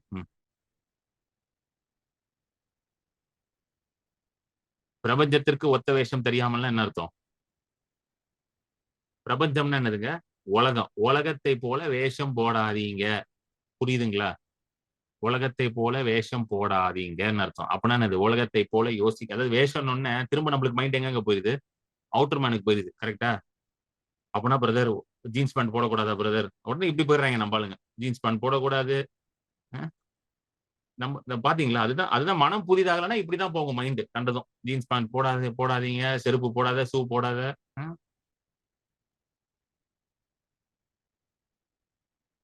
கிடையாது. உலகத்திற்கு ஒத்த வேஷம் தெரியாமல், do not be conformed to the patterns of this world. அப்படின்னா உலகத்தை போல யோசிக்காத. First starts with your mind and heart தான். உலகத்தை போல யோசிக்காதீங்கன்னு அர்த்தம். புரியுதுங்களா உங்களுக்கு சொல்றது? உலகத்தை போல யோசிக்காதீங்க. இப்போ உலகத்தை போல யோசிக்காதனா ஒரு வியாதி, உங்களுக்கு ஒரு பலவீனம் வருது சரீரத்துல, வந்த உடனே உலகம் எப்படி யோசிக்கும் அதை பார்த்துட்டு? லைட்டா ஒரு கட்டி வந்துருச்சுங்க கையில, ஒரு எக்ஸாம்பிள் சொல்றேன். லைட்டா ஒரு கட்டி வந்துருச்சு, சரிங்களா? இப்ப எனக்கெல்லாம் வந்துச்சுன்னா கண்டு கூட மாட்டேன். அதெல்லாம் சீ போ அப்படின்னா அது போயிடும். அது ஏசு நாமத்துல ஓடி போனா போயிடும். இதே நார்மலா ஒரு உலகத்துல இருக்கவனுக்கு வந்துச்சுன்னா அவனுக்கு என்னெல்லாம் வரும்னு தெரியுமா மைண்ட்ல? இது என்னதா இருக்கும், இது எதுவா இருக்கும், இது என்னவா இருக்கும் சொல்லி அவன் அந்த கட்டியை தான் ஃபோக்கஸ் பண்ணிக்கிட்டே இருப்பான். ஏன்னா இன்னைக்கு கூகுள்ல போயிட்டு tumour in my hand type பண்ணுங்க, 1000 சிம்டம்ஸ் காட்டும். அது அந்த சிம்டம்ஸை படிக்கிறதுக்குள்ள உங்களுக்கு ஹார்ட் அட்டாக்கே வந்துடும். பாதி பேர் வந்து, அதான் ஒருத்தர் சொன்னார் என்கிட்ட, பிரதர் எனக்கு இந்த மாதிரி ஒரு வியாதி வந்துச்சு பிரதர், நான் போய் கூகுள்ல போட்டு எனக்கு பயமாயிடுச்சு. நான் கிட்ட உங்களுக்கு யாரு கூகுள்ல போய் போட சொன்னான்னு? அது கூகுள் என்ன காஸ்புலா? இப்போ நான் நிறைய பேர் நினைக்கிறாங்கன்னா Google is equal to gospel நினைக்கிறாங்க நிறைய பேர். Google is not equal to gospel. Symptom வந்துச்சுன்னா பைபிள் என்ன போட்டிருக்கு? கமாண்ட் பண்ணி ப்ரே பண்ணு, ரெபியூக் இட் அண்ட் ப்ரே. உங்களால ஜெபம் பண்ண முடியலன்னா என்ன பண்ணணும்? யாக்கோபு 5ல போட்டது போல மூப்பர்களை கூப்பிட்டு என்ன பண்ணணுமா? ஜெபம் பண்ணணும். இதுதான் பண்ணணும். எனக்கு வியாதி வந்துருச்சு, ஒண்ணு நானே ஜெபம் பண்ணிடலாம். ஏன்னா as a born again believer எனக்குள்ளே அந்த வல்லம் இருக்குது. என்ன வல்லம் இருக்கு? பிசாச துரத்துற வல்லம் இருக்கு, வியாதியஸ்தர்களை சுகமாக்குற வல்லமை எனக்கே கொடுக்கு. நானே ஜெபம் பண்ணாலே நடக்கும். இதுக்கு நான் இப்ப எங்கேயும் போக வேண்டாம். சரி ஓகேங்க. கொஞ்சம் எனக்கு கொஞ்சம் ரொம்ப பலவீனமா இருக்கு. ஜெபம் பண்ணா வரமாட்டீங்க. கொஞ்சம் பலவீனம் ஆயிட்டேன்னா, அதுக்கு நெக்ஸ்ட் என்ன பண்ணணும்னு போட்டிருக்கு பைபிள்ல. யாக்கோபு 5ல மூப்பர்களை கூப்பிட்டு என்ன பண்ணா? ஜெபம் பண்ணு. மூப்பர்கள்லாம் யாரு? Elders of the church. Elders of சர்ச்னா people who walk in the gifts of the Holy Ghost. இந்த ஆவிக்குரிய வரங்கள்ல நடக்கிற ஊழியக்காரங்களோ மக்களோ யாரையோ கூப்பிட்டு என்ன பண்ணலாம்? நீங்க ஜெபம் பண்ணுங்க. ஏன் அதுக்கு அவங்கள கூப்பிட சொல்றோம்? ஏன்னா எனக்கு கொஞ்சம் விசுவாசம் கொஞ்சம் டவுனா இருக்குது. அதனால எனக்கு கொஞ்சம் ஹெல்ப் தேவைப்படுது. கொஞ்சம் எனக்கு என்ன பண்ணுங்க? உதவி செய்யுங்க. உங்க விசுவாசம் நல்லா இருக்குது. கொஞ்சம் எனக்காக ஜெபம் பண்ணுங்கன்னு சொல்றோம். Nothing wrong in that. ஆனா நம்ம அதெல்லாம் விட்டுட்டு என்ன பண்ணுவோம் தெரியுமா? ஃபர்ஸ்ட் கூகுளுக்கு போவோம். கரெக்டா? கூகுள் ஒரு 1000 இது சொல்லும். அதை பார்த்த உடனே பாதி இதாயிரும் நம்மளுக்கு. ஐயோன்னு சொல்லிட்டு அப்படியே டிப்ரெஷன்ல போய்வீங்க. அப்புறம் டாக்டர்கிட்ட போவீங்க. அவர் ஒரு பெரிய லிஸ்ட் கொடுப்பாரு. இந்த ஸ்கேன் அந்த ஸ்கேன் எல்லாம் எழுதி கொடுப்பாரு. அவரையும் அவ்வளவு ஸ்கேன் எழுதி கொடுக்குறாரு தெரியுமா? பாவம் அவர் அவ்வளவு காசு போட்டு ஹாஸ்பிட்டல் நடத்துறாரு. யார்கிட்ட காசு வாங்குறது? உங்ககிட்ட தான் காசு வாங்க முடியும். எல்லா ஸ்கேனையும் எடுத்துப்பீங்க. கை வலின்னு போனா எம்ஆர்ஐ ஸ்கேன் வரைக்கும் எடுத்து அனுப்பிச்சிருவாங்க. அந்த கை வலி எப்படி வந்திருக்கும் தெரியுமா உங்களுக்கு? இப்படி படுத்து தூங்கி இருப்பீங்க. கை வலிச்சிருக்கும். அதுக்கு அவர் என்ன ஸ்கேன் எழுதி கொடுத்திருப்பாரு? எம்ஆர்ஐ ஸ்கேன் எழுதி கொடுத்திருப்பாரு. எடுத்துட்டு எல்லாத்தையும் முடிச்சுட்டு கடைசியில எங்க வருவாங்க? எந்த ரிப்போர்ட்லயுமே எதுவுமே வரல பிரதர். கர்த்தர் என்ன சொல்றான்னு கொஞ்சம் கேட்டு சொல்லுங்க பிரதர். ஸ்ட்ரைட்டா அடுத்தது யாரு போன் பண்ணுவாங்க? யாராவது ஹீலிங் இவாஞ்சலிஸ்ட் எங்கேயாவது இருக்கிறாரான்னு தேடுவாங்க. தேடிட்டு எங்க வந்துருவாங்க ஸ்ட்ரைட்டா? கிரண் பால்னு ஒருத்தர் இருக்கிறாரு டி நகர்ல சென்னையில. அவரை பிடிப்போம். அவர் ஏதாவது சொல்லுவாரு கர்த்தர்ட்ட கேட்டு அப்படின்ட்டு. என்கிட்ட கேட்டீங்கன்னா ஒன்னே ஒண்ணுதான் சொல்லுவேன். அவர் தழும்புகளால் குணமானீர்கள். வேற என்ன சொல்லுவேன்னா? புதுசாதான் சொல்லணுமா உங்களுக்கு? இல்ல பிரதர், நான் ஜெபம் பண்ணேன். உங்க வீட்டுக்கு அந்த பரனுக்கு மேல ஒரு பிசாசு உட்கார்ந்துகிட்டு இருக்கு. உங்க பரன் மேல ஒரு பொட்டி வச்சிருக்கீங்க பாத்தீங்களா? அந்த பொட்டிக்கு பக்கத்துல ஒரு பிசாசு உட்கார்ந்திருக்கு அப்படின்னு சொல்லணுமா? கிடையாது. புரியுதுங்களா நான் சொல்றது? இப்படி யோசிக்காத அப்படின்றதுதான் 12:2 போட்டிருக்கு. என்ன போட்டிருக்கு? உலகத்துக்கு ஒத்த வேஷம் தெரியாதீர்கள். Do not be conformed to the pattern of this world. அப்பனா ஒரு ஒரு ஒரு கிரைசிஸ் வரும்போது உலகத்தை போல ரெஸ்பாண்ட் பண்ணாதீங்க. உலகம் ரெஸ்பாண்ட் பண்ற மாதிரி தான் நம்ம ரெஸ்பாண்ட் பண்றோம் ஒரு கிரைசிஸ் வரும்போது. கரெக்டா? அந்த மாதிரி ரெஸ்பாண்ட் பண்ணாதீங்கன்றார். உலகத்தை போல வாழாதீங்க. உலகத்தை போல வாழாதீங்கன்னா என்னது? உலகம் ஒரு சிஸ்டம் வச்சிருக்கிறான்ல, இப்படிதான் வாழணும் அப்படின்ட்டு. அந்த சிஸ்டம்ல நீனும் மாட்டிக்கிட்டு வாழ்ந்துகிட்டு இருக்காதுன்றாரு. ஏன்னா உலகத்தோட சிஸ்டம் எதை பேஸ் பண்ணி இருக்கிற சிஸ்டம்? ஃபியர் பேஸ்டு சிஸ்டம் அது. அது பயத்தை மூலதனமாக வைத்து நடத்துற இதுதான் உலகத்துல இருக்க சிஸ்டம். பாத்துறீங்களா? எல்லாமே பயத்துல வச்சுதான் ஓடும். எதுக்கு இன்சூரன்ஸ் எடுக்க சொல்றாங்க? சிம்பிளா சொல்லுங்க. எதுக்கு இன்சூரன்ஸ் எடுக்க சொல்றாங்க? ஏன் சிஸ்டர் எதுக்கு இன்சூரன்ஸ் எடுக்க சொல்றாங்க? சொல்லுங்க. திடீர்னு இறந்து போயிட்டா? இது எந்த சிஸ்டம்? இது எங்க போட்டிருக்கு? திடீர்னு இறந்து பைபிள் வசனம் இருக்கா? 10 commandments 11th command, thou shall take insurance because திடீர்னு இறந்து போயிடுவாய் அப்படின்னு. எங்க எங்க போட்டிருக்கு? புரியுதுங்களா? I am against insurance. நீங்க என்ன நீங்க எப்படி வேணா நடிச்சுக்கோங்க. I am against insurance. சரிங்களா? நான் இன்சூரன்ஸ் மேல எனக்கு நம்பிக்கை கிடையாது. ஏன்னா இன்சூரன்ஸ் நான் போனாலே என்னுடைய நம்பிக்கை எங்க போய் உட்காந்துருது? ஏதோ ஒண்ணு நடக்க போகுது. அதுக்கு இந்த பணம் கை கொடுக்க போகுது. சப்கான்சியஸ்ல உள்ள உட்காந்துக்கும் போய் சர்ன்னு.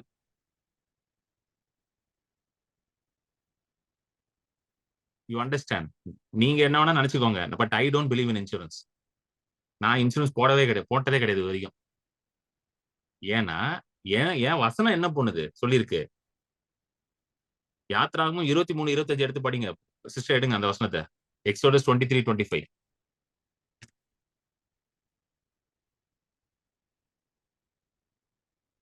அந்த வசனத்தை போடுறா விஜய். எக்ஸோடஸ் 23:25. உங்கள் தேவனாகிய கர்த்தரையே சேவிக்க கடவீர்கள். அவர் உன் அப்பத்தையும் உன் தண்ணீரையும் ஆசீர்வதிப்பார். வியாதியை உன்னிலிருந்து விலக்குவேன். அடுத்தது படிங்க. 26. கற்பும் விழுகிறதும் மலடும் உன் தேசத்தில் இருப்பதில்லை. உன் ஆயுசு நாட்களை பூரணப்படுத்துவேன். ஆயுஷ் நாட்களை பூரணப்படுத்துவேன். I will fulfill the number of your years. ஆயுசு நாட்களை பூரணப்படுத்துவேன். சரி, இப்ப ஆயுசு நாட்கள் பூரணப்படுத்துறதுக்கு நீங்க என்ன செய்யணும்ன்றதை 25வது வசனத்துல போட்டிருக்கு. அது என்ன போட்டிருக்கு? அந்த வசனத்தை முதல் வரி படிங்க. 25, 23 முதல் வரி படிங்க. உங்கள் தேவனாகிய கர்த்தரையே சேவிக்க கடவீர்கள். இப்போ நீங்க லாங் லைஃப் வாழணும்னா நீங்க என்ன பண்ணுமாங்க? கர்த்தரையே சேவி. கர்த்தரையே சேவிக்கணும். அவ்வளவுதான். கரெக்டா இல்லையா? உங்க ஆயுஷ் நாட்கள் பூரண பண்ணணும்னா நீங்க என்ன பண்ணணுமா? கர்த்தரையே நீங்க சேவிக்கணும். To have a long fulfilled year life on this world, what you have to do? Thou shall serve the Lord God and him only you shall serve and worship. அவ்வளவுதான். ஹalleluya. புரியுதுங்களா இல்லையாங்க? இப்ப நான் எனக்கு எதுக்கு இப்ப இன்சூரன்ஸ் நான் போடணும்? நான் இதை தானே ஃபோக்கஸ் பண்ணணும். எதை ஃபோக்கஸ் பண்ணணும்? அதை தானே ஃபோக்கஸ் பண்ணணும். நம்ம அதெல்லாம் விட்டுட்டு இன்சூரன்ஸ் போட்டுட்டு இப்ப சில பேர்லாம் வந்து பாத்தீங்கன்னா பர்டிகுலர் வியாதிக்கு இன்சூரன்ஸ் போடுறாங்க. அதெல்லாம் வந்து போடவே போடாதீங்க. நான் அது வந்து உங்களுக்கு அதாவது நம்ம வயசுன்னு நினைச்சு சில ஃபூலிஷான திங்ஸ் பண்ணிட்டு இருக்கோம். பர்டிகுலர் வியாதிக்கெல்லாம் வந்து இன்சூரன்ஸ் வச்சிருக்கான் இந்த உலகத்துல. இப்போ இந்த வியாதிக்கு வந்து இந்த இன்சூரன்ஸ், அந்த வியாதிக்கெல்லாம் அதெல்லாம் போட்டீங்கன்னா you're expecting that some time it might come. அது வந்து எப்படி சொல்றது, புரியுதுங்களா? இப்போ வந்து கேன்சருக்குலாம் இப்போ இன்சூரன்ஸ்லாம் வந்துருச்சு. கேன்சருக்கு வந்து தனியா இன்சூரன்ஸ் இருக்குது. அது என்ன சொல்லுதுன்னா, கேன்சர் வந்துச்சுன்னா உங்களுக்கு 1 கோடி ரூபா கொடுப்பேன்ட்டு. இப்போ நீங்க 1 கோடி ரூபாய்க்காக என்ன ஜோம் பண்ணணும்? இது வரணும் ஜோம் பண்ணிட்டு இருக்கீங்களா உட்காந்து? என்னங்க புரியுதுங்களா? கேன்சர் வராம வாழணும்னா யாத்ராமம் 23, 25 ஸ்ட்ரிக்டா ஃபாலோ பண்ணுங்க.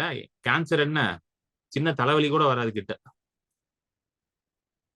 கர்த்தராகிய தேவனே நான் சேவிப்பேன், அவரை மட்டுமே நான் வந்து என் வாழ்க்கையில வணங்குவேன், அவரை மட்டுமே நான் வந்து என்ன பண்ணுவேன், என் வாழ்க்கையில முதலிடம் கொடுப்பேன் அப்படின்னு இருந்தீங்கன்னா எதுக்கு வியாதி வரப்போகுது?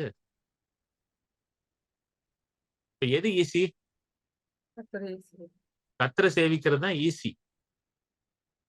அதை விட்டுட்டு மத்ததெல்லாம் ட்ரை பண்ணிட்டு இருப்போம் நம்ம உட்காந்து. இதுதான் வந்து ஆண்டவர் இயேசு கிறிஸ்து வந்து ரிப்பென்ட் அப்படின்னாரு. மனம் திரும்புப்பா, எப்பா மனம் திரும்பு, மனம் திரும்பு, மனம் திரும்பு. நீ வந்து தேவனுடைய ராஜ்யத்துல வந்துட்ட. You are now part of the kingdom of God, you are not part of the world's kingdom. வாங்க கொலோசியருக்கு வாங்க. கொலோசியன்ஸ் 1:13. இருளின் அதிகாரத்தினின்று நம்மை விடுதலையாக்கி தமது அன்பின் குமாரனுடைய ராஜ்யத்திற்கு உட்படுத்தினவருமா இருக்கிற பிதாவை ஸ்தோத்திரிக்கிறோம். இப்போ நம்ம எதுல இருந்து விடுதலையாக்கப்பட்டிருக்கோமாங்க? இருளின் அதிகாரத்திலிருந்து. From the power of darkness. Colossians 1:13. He has delivered us from the power of darkness and conveyed us into the kingdom of the son of his love. இருளின் அதிகாரம். இருளின் அதிகாரம்னா எதெல்லாம் இருளின் அதிகாரமா? வியாதி, குறைவு, தரித்திரம், சாபம், பாவம், இதெல்லாம் எது? Powers of darkness. இங்க இருந்து இப்ப நீங்க எங்க இருக்கிறீங்களாங்க? குமாரனின் ராஜ்யம், kingdom of the son of his love. ரொம்ப அழகா போட்டு பாருங்க. தமிழ்ல எப்படி ஒரு சிஸ்டர்? தமது அன்பின் குமாரனுடைய ராஜ்யத்திற்கு உட்படுத்தினவருமா இருக்கிற பிதாவை ஸ்தோத்திரிக்கிறோம். சரிங்களா? இது வந்து ஆல்ரெடி நடந்துருச்சு. எங்க நடந்துருச்சு? உங்க ஸ்பிரிட்ல நடந்துருச்சு. அதுதான், அதனாலதான் வந்து பால் இன் எபிசோட்ஸ் ஆர் வெரி இம்பார்ட்டன்ட். ஸ்பிரிட்ல எங்க இருக்கீங்க? இப்போ நீங்க அன்பின் குமாரனின் ராஜ்யத்துல இருக்கீங்க, நடந்துருச்சு. ஆனா மைண்ட் என்ன சொல்லுது? உலகன்னா வியாதி வரும் பிரதர், கேள்விப்பட்டிருக்கீங்களா பிரதர்? அதனாலதானே பிரதர் ஆண்டவர் வந்து ஹாஸ்பிட்டல்லாம் திறக்கிறாரு. கிறிஸ்டியன் ஹாஸ்பிட்டல்லாம் எதுக்கு இருக்கு பிரதர்? இது சில பேருக்கு இந்த கொஸ்டின் வரும். அதெல்லாம் அதையும் அட்ரஸ் பண்ணிடுறேன். கிறிஸ்டியன் ஹாஸ்பிட்டல்லாம் எதுக்கு இருக்குன்னா அதையும் சொல்லிடுறேன். அதாவது ஆண்டவர் பாத்தீங்கன்னா ரொம்ப நல்லவருங்க. அவரை போல நல்லவரை என் வாழ்க்கையில இது வரைக்கும் நான் பார்த்ததே இல்லை. நான் என்னைக்குமே என் வைஃப்ட்ட சொல்லுவேன், ஏமா ஆண்டவர் நல்லவரா இருக்கிறதுனாலதான் நமக்கு நன்மைகள், கிருபைகள், ஆசீர்வாதங்கள் எல்லாம் வருது. அவர் மட்டும் ஒரு நிமிஷம் மூஞ்ச திருப்பிட்டாருன்னா முடிஞ்சு கதை நமக்கு. ஆமென். Since he is gracious, rich in compassion, mercy, we have this life in us. வேற எதனாலையும் நமக்குள்ள ஜீவன் இல்லைங்க. அவர் இரக்கத்தில் ஐஸ்வர்யம் உள்ளவரா இருக்கிறார். அவர் rich in mercy and compassion. அவர் இப்ப அவர் ரிச் இன் mercy and compassionனால அவர் என்ன பண்ணுவாருன்னா சில நேரம் வந்து நமக்கு புரிய மாட்டேங்குது. என்ன புரிய மாட்டேங்குது? அவர் தலைமுலா சுகமானீர்கள், நானே உன் பரிகாரி, எனக்கு கர்த்தர் புரியல. ஆனாலும் ஆண்டவர் என்ன பண்ணணும்னு நினைக்கிறாரு? உங்களை சுகமாக்கணும்னு நினைக்கிறாரு. நல்லா புரிஞ்சுக்கணும். நல்லா கேளுங்க இப்ப நல்லா. உங்களை சுகமாக்கணும்னு நினைக்கிறாரு. அவருக்கு வந்து நீங்க வியாதியில இருக்கணும். ஏய் நீ என்கிட்ட வரலன்னா அவன் சுகமாக்க மாட்டேன் அப்படின்லாம் சொல்லல. அதனால என்ன பண்றாரு? சரி பரவாயில்லடா டாக்டர் கீட்டர் படிங்க. மெடிக்கல் காலேஜ் வச்சு வைங்க. ஏதாவது பண்ணுங்கடா சுகமாயிருங்கடான்றாரு. புரியுதுங்களா உங்களுக்கு சொல்றது? Do something get well. Because his heart is for you to be healed. நீங்க சுகமா இருக்கிறது மட்டும் தான் அவர் சுத்தமா இருக்கனால அவர் என்ன பண்றாரு? ஏதாவது ஒரு அந்த இந்த ஃபாலன் வேர்ல்டுல விழுந்து போன உலகத்துல என்ன பண்றாரு? மனுஷனுக்கு இவ்வளவுதான் புரியுது. அவன் என்ன பண்றான்? ஓகே ஒரு டாக்டர் கீட்டர் படிச்சு ஒரு நல்ல ஹாஸ்பிட்டல் வச்சு பண்ணுவோம் அப்படின்ற அது தப்பே கிடையாது. I am not against all those things. நல்லா புரிஞ்சுக்கோங்க. யாராவது போய் போட்டுறாதீங்க வீடியோ. கிரண் பால் வந்து இது பண்றது இல்ல இல்ல. அதெல்லாம் அதெல்லாம் கிடையாது. புரியுதுங்களா?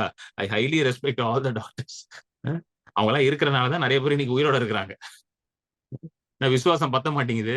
அதனால என்ன பண்றோம்? போய் ஒரு ஊசியை போட்டுக்கிட்டு வந்து வண்டி ஓட்டிக்கிட்டு இருக்காங்க நிறைய பேர். காலையில ஒரு மாத்திரை சாயங்காலம் ஒரு மாத்திரை போட்டுட்டு தோத்திராண்டவரே அப்படின்னு மாத்திரை போட்டு ஓடுது வண்டி. ஆண்டவர் என்ன பண்றாரு? என் பிள்ளைகளை எப்படியாவது நான் காப்பாத்திடணும் மரணத்துல இருந்து. ஏன்னா மரணம் தேவ சித்தமே கிடையாது. Death is never the will of God. என்ன டெத் எப்படி வந்துச்சுன்னு பவுல் எழுதுறாரு? பாவத்தின் நிமித்தம் தான் மரணம் வந்துச்சான். ஆண்டவர் மரணத்தை கொண்டு வரல. எப்படி மரணம் உள்ள வருது? பாவத்தின் நிமித்தம் வருது. பாவம் எங்க இருந்து வருது? பிசாசு இடத்துல இருந்து வருது. ரோமர் 5 எழுதுறாருல. ஒரு மனுஷன் பாவம் செய்ததுனால மரணம் உள்ள வந்துச்சான். ஒரு மனுஷன் கீழ்ப்படிதனால நீதி வந்துச்சான். யார் அந்த ஒரு மனுஷன்? ஆதாம். அவன் பாவம் பண்ணா மரணம் வந்துருச்சு. யார் அந்த ஒரு மனுஷன் கீழ்ப்படிஞ்சாரு? இயேசு கிறிஸ்து. அவர் தான் பிந்தின ஆதாம், த லாஸ்ட் ஆடம். அவர் கீழ்ப்படிஞ்சாரு. இன்னைக்கு நான் நீதிமான் ஆயிட்டேன். ஆமென். அந்த வசனம் படிங்க சிஸ்டர். உங்க ஸ்கிரீன்ல இருக்கு பாருங்க. படிங்க. அல்லாமலும் ரோமர் 5:12. ஓகே. இப்படியாக ஒரே மனுஷனாலே பாவமும் பாவத்தினாலே மரணமும் உலகத்திலே பிரவேசித்தது போலவும் எல்லா மனுஷரும் பாவம் செய்தபடியால் மரணம் எல்லாருக்கும் வந்தது போலவும் இதுவும் ஆயிற்று. ஆக்சுவலி 7 அல்லாமலும் ஒருவனுடைய மீறுதலினாலே அந்த ஒருவன் மூலமாய் மரணம் ஆண்டு கொண்டிருக்க கிருபையின் பரிபூரணத்தையும் நீதியாகிய ஈவின் பரிபூரணத்தையும் பெறுகிறவர்கள் இயேசு கிறிஸ்து என்னும் ஒருவராலே ஜீவனை அடைந்து ஆளுவார்கள் என்பது அதிக நிச்சயமாகும். இயேசு கிறிஸ்துவின் மூலமாக எதை அடைந்து ஆள்வீர்களாம்? ஜீவனை அடைந்து. Through Jesus Christ you receive the gift of righteousness, grace and you shall reign in life. Amen. இயேசு மூலமா என்ன வருதான்? Gift of righteousness. For what? To reign in life. So இது எல்லாமே எங்க ஆவியில நடந்துருச்சு. In your spirit it has all happened. ஆனா மைண்ட் எப்படிங்க இருக்கு இன்னும்? மைண்ட் என்ன சொல்லுது? ஏய் நீ ஒண்ணுத்துக்கு உதவ மாட்டடா. உன்னெல்லாம் ஆண்டவர் ஆசீர்வதிப்பாரா? நீ எல்லாம் ரட்சிக்கப்பட்டதே வேஸ்ட் அப்படின்னு சொல்லி மைண்ட் என்ன பண்ணிட்டு இருக்கு? பேசுது. ஏன் மைண்ட் அப்படி பேசுது? ஏன்னா மைண்ட் இன்னும் என்ன ஆகல? புதுப்பிக்கப்படவில்லை. அதுதான் ரோமர் 12:2 தெளிவா சொல்றாரு. உலகத்துக்கு ஒத்த வேஷம் தெரியாமல். அந்த வசனத்தை திருப்பி போடு விஜய். வசனத்தை போட்டு வசனத்தை ஹைலைட் பண்ணு. நீங்கள் இந்த பிரபஞ்சத்திற்கு ஒத்த வேஷம் தெரியாமல் தேவனுடைய நன்மையும் பிரியமும் பரிபூர்ணமான சித்தம் இன்னதென்று பகுத்தறியத்தக்கதாக உங்கள் முன் புதிதாகிறதுனாலே மறுரூபமாகுங்கள். பாருங்க, ஆண்டவருடைய சித்தத்தை வந்து நீங்க பகுத்தறியணும். கரெக்டா? To know the perfect will of God. எல்லாருக்கும் இருக்கிற கேள்வி என்னங்க வாழ்க்கையில இன்னைக்கு? தேவ சித்தம் என்னது? கரெக்டா? தேவனுடைய நன்மையும் பிரியமும் சித்தமை பகுத்தறிவதற்கு. சரிதா? To know the good acceptable perfect will of God. இதை எப்படி பகுத்தறியணுமா? வாங்க, யாக்கோபு சொல்றாரு.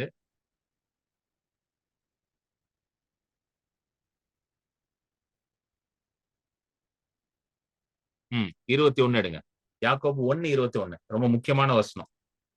ஆகையால் நீங்கள் எல்லாவித அழுக்கையும் கொடிய துர்க்குணத்தையும் ஒழித்துவிட்டு உங்கள் உள்ளத்தில் நாட்டப்பட்டதாயும் உங்கள் ஆத்துமாக்களை ரட்சிக்க வல்லமையுள்ளதாயும் இருக்கிற வசனத்தை சாந்தமாய் ஏற்றுக்கொள்ளுங்கள்.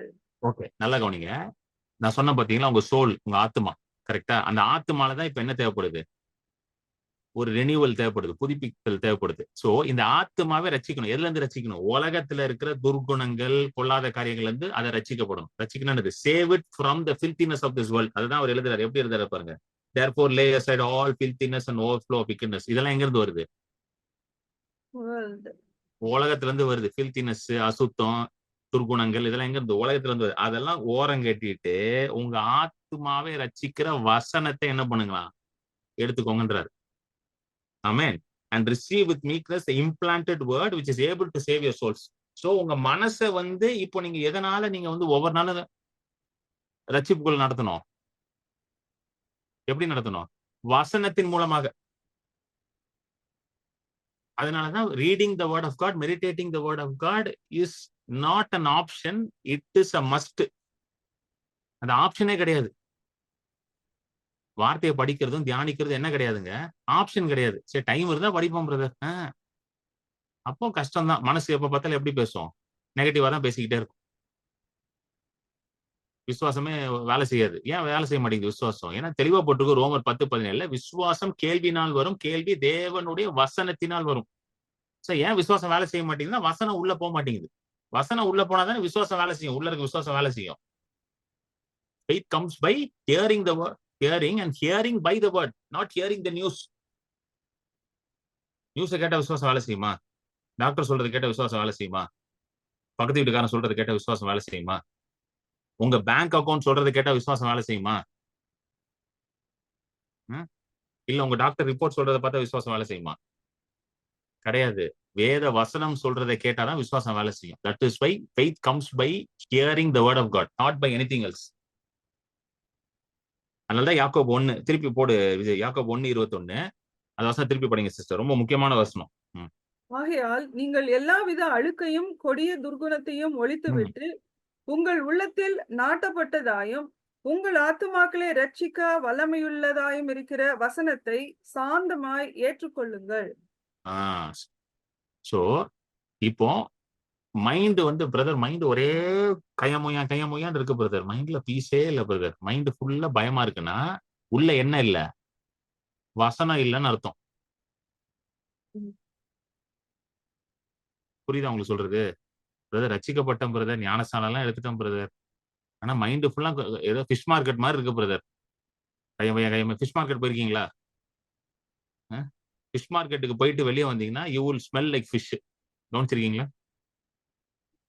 நான் சில நேரம் காசிமேடுக்கு போவேன் மீன் வாங்குறதுக்கு. இங்க சென்னையில காசிமேடு ஃபிஷிங் ஹார்பர் எத்தனை பேர் போயிருக்கீங்க? நல்லா இருக்கும், போய் பாருங்க ஒரு வாட்டி. நல்ல எக்ஸ்பீரியன்ஸ்க்காகவே போங்க. சும்மா நிறைய மீன் இருக்கும், வெரைட்டியா இருக்கும். ஆனா அங்க போயிட்டு வந்தா என் மேல ஒரு மீன் நாத்தம் அடிக்கும். நான் மீன் விக்கல, மீன் பிடிக்கல, ஆனா என் மேல என்ன அடிக்கும்? மீன் நாத்தம் அடிக்கும். அது போலதான் உலகத்தோட உரசிக்கிட்டே இருந்தீங்கன்னா உலகத்துல இருக்க அவிசுவாசம் ஃபுல்லா எங்க ஒட்டிக்கும்? கப்புன்னு வந்து மண்டையில ஒட்டிக்கும். If you keep rubbing yourself to the world,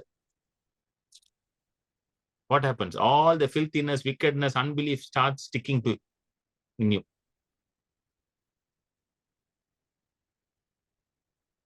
அதனாலதான் சொல்லுவேன், நீ சினிமா பார்த்து என்ன பிரயோஜனம்? ஒரு பிரயோஜனம் கிடையாது. கர்த்தர் உன்னை நேசிக்கிறாரு, ஆனா உனக்கு ஒரு பிரயோஜனம் கிடையாது. God will always even see. I have 2 children. Okay, எனக்கு 2 பிள்ளைங்க இருக்காங்க. என் பிள்ளைய நான் எப்பவுமே நேசித்து தான் இருப்பேன். அது 0 மார்க் எடுத்தாலும் நேசிப்பேன், 100 மார்க் எடுத்தாலும் நேசிப்பேன். கரெக்டா இல்லையா? 100 மார்க் எடுத்தாதான் நேசிப்பேன் அப்படின்னு நான் சொன்னேன்னா? யாரா அப்படி சொல்லியிருக்கீங்களா உங்க பிள்ளைங்களை பார்த்து? Whether they do good or not, whether they do excellently, you still love them. Why? Because ஒரே ரீசன் தான் என்னது? They are my offspring. அவங்க என்னோட பிள்ளைகள், அதனால நான் நேசிக்கிறேன். கரெக்டா? So God will always love you. No matter what, he will loves you. அதனாலதான் நான் வந்து ஒரு ஆடு தொலைஞ்சோன்னு வந்துட்டாரு. ஒரு ஆடு தானே உடலையா அவரு? பரவாயில்லப்பா, ஒரு ஆடு தான் உடலே தேடி வராரு. அவன் அந்த ஆடு எங்க இருந்துச்சோ தெரியல, அதை போய் தூக்கி தோல்ல சுமந்துட்டு சந்தோஷமா வராரு. ஒரு காயின் உடல பாருங்க அந்த அம்மா. தேடி வீடு ஃபுல்லா பெருக்கி எடுத்து. ஆண்டவர் எப்பவுமே நேசித்து கொண்டேதான் இருப்பாரு. ஆனா நம்ம வந்து வார்த்தையை உள்ள போடலன்னு வச்சுக்கோங்களேன், என்ன ஆகும்? அவர் நேசிக்கிறாருன்றது அந்த வெளிப்பாடே இல்லாம வாழ்ந்துகிட்டு இருக்கும். இது வந்து எப்படி இருக்கு தெரியுமா? அவர் நேசிக்கிறார் இந்த வெளிப்பாடு இல்லாம வாழ்றது எப்படி தெரியுமா? ஆக்சுவலி வந்து நான் நிறைய நேரம் யோசிப்பேன் என் லைஃப்ல உட்காந்து. ஆண்டவர் நேசிக்கிறாருன்றது வெளிப்பாடு என் வாழ்க்கையில வரலன்னா என் வாழ்க்கையில என்னைக்கே முடிஞ்சிருக்கும். ஏன்னா என் லைஃப் வந்து சொல்ற மாதிரி எல்லாம் கிடையாது. நிறைய பேர் நினைக்கிறாங்க பிரதர் வந்து பயங்கர இது போல அவரு இயேசு போலே வாழ்ந்தாரு போல அப்படின்னு நினைக்கிறேன். இயேசு போல வாழலன்னா சரிங்களா?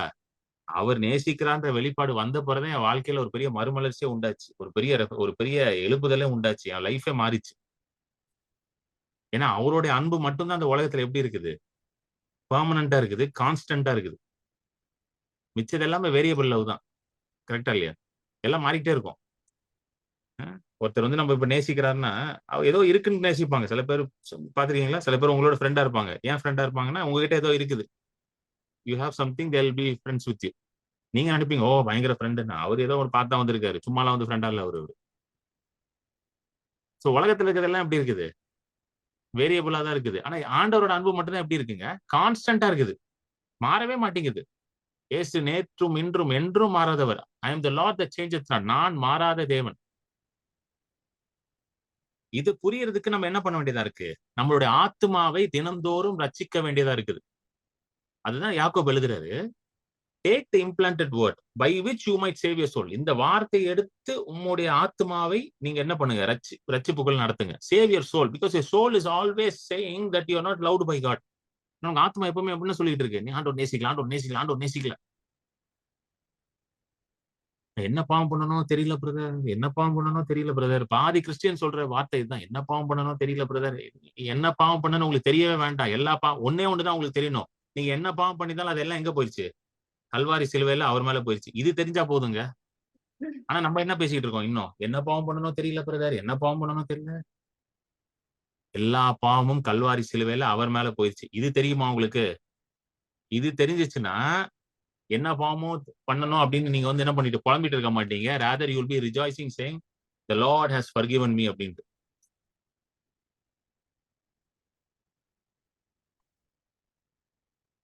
Hallelujah. ஆமென். அதுதான் அவர் எழுதிட்டு அவர் எழுதுறப்ப 25ல எழுதுறாரு பாருங்களேன். 25th verse படிங்க. யாக்கோபு 1:25.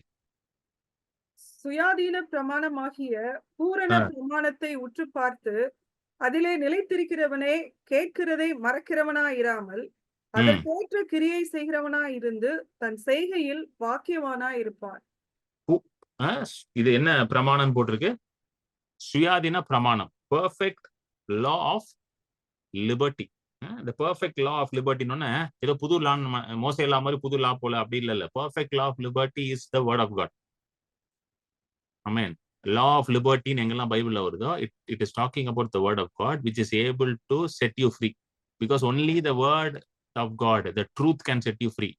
சரிங்களா? Law of liberty word of God எழுதி வச்சுக்கோங்க பக்கத்துல.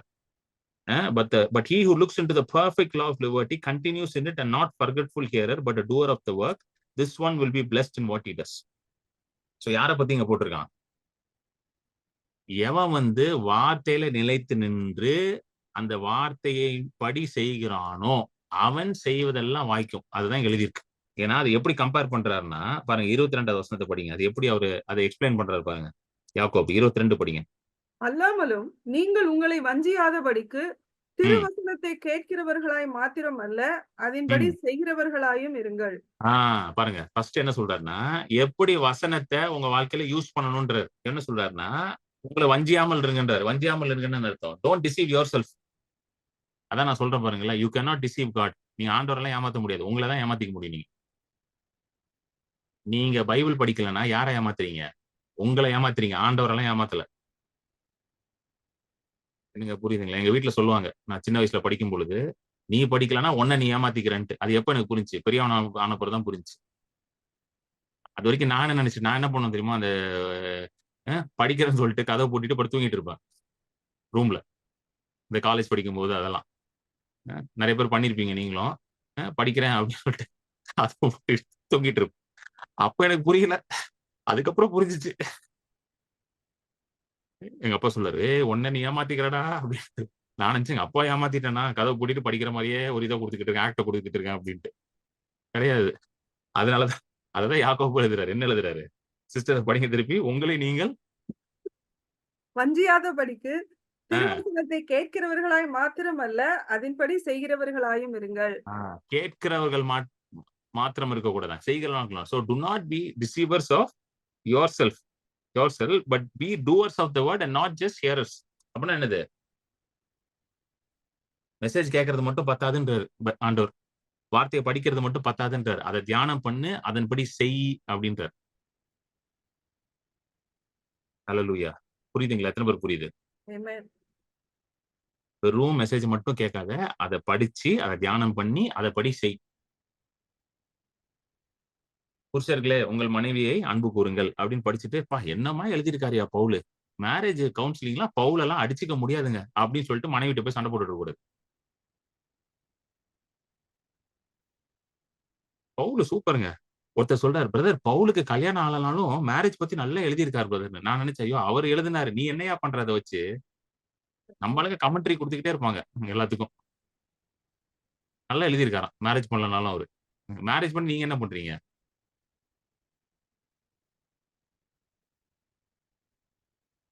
மனைவி உங்க சொந்த புருஷருக்கு கீழ்ப்படியுங்கள். அன்னைக்கு ஒருத்தர் சொல்றாரு, பிரதர் இந்த வசனத்துல என் வைஃப்ட்ட காட்டிட்டேன் பிரதர். அவ ஒத்துக்கவே மாட்றா பிரதர்ன்னு அப்படின்ட்டு.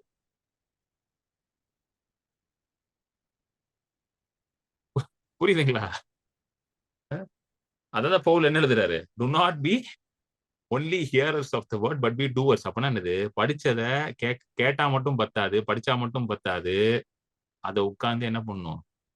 செயல்படுத்தணும் வாழ்க்கையில. யூ நீட் டு டூ இட்ன்றாரு. ஏன்னா, if you are only hearers நீங்க கேட்கிறவர்களாக மட்டும் இருந்தீங்கன்னா, நீங்க எப்படிப்பட்டவர்களாம் தெரியுமா? அடுத்த வசனத்துல சொல்றாரு பாருங்க அழகா யாக்கோபு என்ன எழுதுறாரு பாருங்க. படிங்க சிஸ்டர். எண்ணத்தினாலெனில் ம். ஒருவன் திருவசனத்தை கேட்டும் அதன்படி செய்யாதவனானால் ஆ. கண்ணாடியிலே தன் சுபாவ முகத்தை பார்க்கிற மனுஷனுக்கு ஒப்பாயிருப்பான். ம். அவன் தன்னைத்தானே பார்த்து அவ்விடம் விட்டு போனவுடனே தன் சாயல் இன்னதென்பதை மறந்து விடுவான். இன்னைக்கு நல்லா கேளுங்க. இன்னைக்கு காலையில எல்லாரும் எந்திரிச்சு வேலைக்கு போறதுக்கு முன்னாடி உங்க முகத்த பார்த்தீங்கல்ல? அ நல்லா பார்த்து தலைலாம் சீவிட்டு, என்னென்ன என்ன பண்ணணுமோ எல்லாம் பண்ணிட்டு, மேக்கப் போடணுமா, இது பண்ணணுமா, அது பண்ணணுமா எல்லாம் பண்ணிட்டு, போய் ஒரு 2 நிமிஷத்துல, "ஐய்யய்யோ! என் முகத்த நான் மறந்துட்டேனே" அப்படின்னு யாராவது இருந்தீங்களா? நான் தலைய சீவுனனான்னு தெரியும். அப்படி யாராவது இருந்தீங்களா அப்படி யாராவது? சில பேர் அப்படியே இருக்கிறாங்க. 2டே நிமிஷத்துல மறந்துருவாங்க. தல சீவுனனா இல்லையான்ட்டு. அந்த மாரி கேஸ்லாம் சொல்லல. அவங்களுக்கு ஹீலிங் தேவ. Because they are going through some amnesia. அவங்களுக்கு ஹீலிங் தேவ. பட் ஜெனரலா பேசுறேன் நான். மறந்துருவீங்களா? ஐய்யய்யோ! குளிச்சேனான்னு தெரியலையே. மறந்துருச்சே குளிச்சேனான்ட்டு. குளிச்சமா கண்ணாடில பார்க்கும்போது குளிச்ச மாரி இருந்துச்சு. ஆனா இப்ப குளிச்ச மாரி தெரியலையே. அப்படி யாராவது இருக்கீங்களா? முகத்த பார்த்தேன். ஃப்ரெஷ்ஷா இருந்த மாரி இருந்துச்சு. வெள்ளையா இருந்த மாரி இருந்தேன். ஆனா தெரியலையே. வெள்ளையா, கருப்பான்னு தெரியலையே. அப்படி யாராவது இருக்கீங்களா? அ கிடையாது. அதுதான் அவர் என்ன எழுதுறாரு பாருங்க பவுலு. வசனத்த மட்டும் கேட்கிறவனா இருந்தா அவன் எப்படிப்பட்டவனா? தன்னுடைய முகத்தை கண்ணாடியில பார்த்துட்டு, பார்த்த முகத்த மறந்துருவானாம். அப்பன்னா என்ன தெரியுமா அர்த்தம்? நான் ஒரு எக்ஸாம்பிள் காட்டுறேன். இப்ப உங்ககிட்ட பாஸ்போர்ட் சைஸ் ஃபோட்டோ இருக்குல்ல. அத உங்க பாஸ்போர்ட் சைஸ் ஃபோட்டோ உங்ககிட்டயே காமிச்சா நீங்க கேட்பீங்களா? "யார் இவரு?" அப்படின்னு கேட்பீங்க. அதுதான் அதுக்கு அர்த்தம். புரிஞ்சிருச்சா இப்போ? ஏன்னா, நீங்க யாருன்றத எப்படி பார்த்து கத்துக்கிட்டீங்க? How do I know how I look? Through the mirror only. கண்ணாடி தான் எனக்கு தெரியும். ஓகே. இப்ப என்னைய கேட்டீங்கன்னா, இப்ப நீங்க வந்து நீ எப்படி இருப்பன்னு கேட்டீங்கன்னா, I can describe my self. இப்படி இருப்பேன் அப்படின்ட்டு. எத பார்த்து நான் அத கத்துக்கிட்டேன்? மிரர பார்த்து கத்துக்கிட்டேன். அந்த மிரர்ல இருக்க இமேஜ் என் மைண்ட்ல வந்து என்ன ஆச்சு? பிக்ஸ் ஆயிடுச்சு. அதனால தான் என் பாஸ்போர்ட் போட்டோ பார்த்தோன்னா, இது என் போட்டோன்னு தெரியுது எனக்கு. கரெக்ட்டா? இப்ப கண்ணாடிய பார்த்து மறந்துட்டீங்கன்னா என்ன அர்த்தம்? உங்க முகத்தையே நீங்க மறந்துட்டீங்கன்னு அர்த்தம். So, if someone is hearing the word of God and not doing it, he is like a man who even forgot his own face.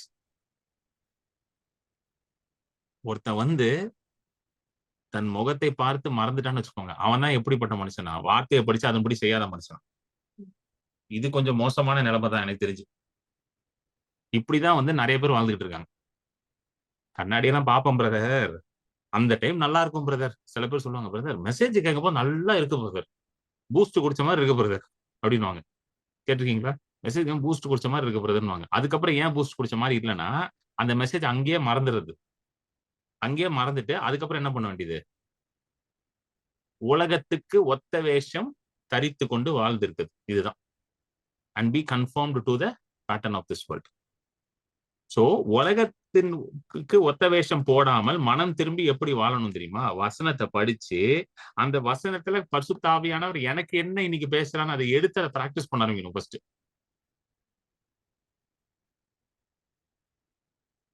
புரியுதுங்களா? இரவும் பகலும் வேதத்துல தியானமா இருக்கிற மனுஷன் தான் பாக்கியவான்.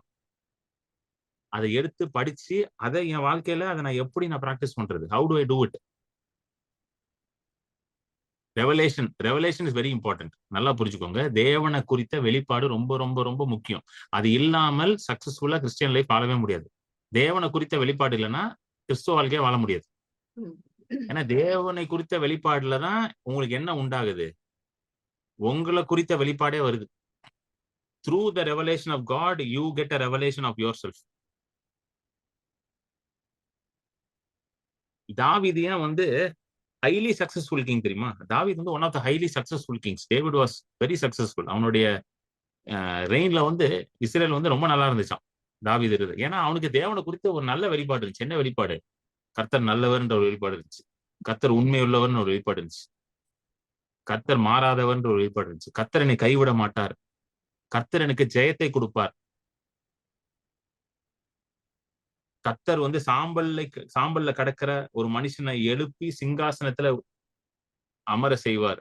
He will take someone from the ashes and make him sit on the throne அப்படின்ற ஒரு வெளிப்பாடு இருந்துச்சு அவனுக்கு. கர்த்தர் என் சத்துருக்களுக்கு மத்தியில என் தலையை உயர்த்துகிற தேவன்ற ஒரு வெளிப்பாடு இருந்துச்சு அவனுக்கு. சாம்ஸ் எல்லாமே ரெவலேஷன் ஆஃப் காட் தான். கரெக்டா? எல்லா சங்கீதமும் எதை பத்தி? ஆண்டவரோட வெளிப்பாடு தான்.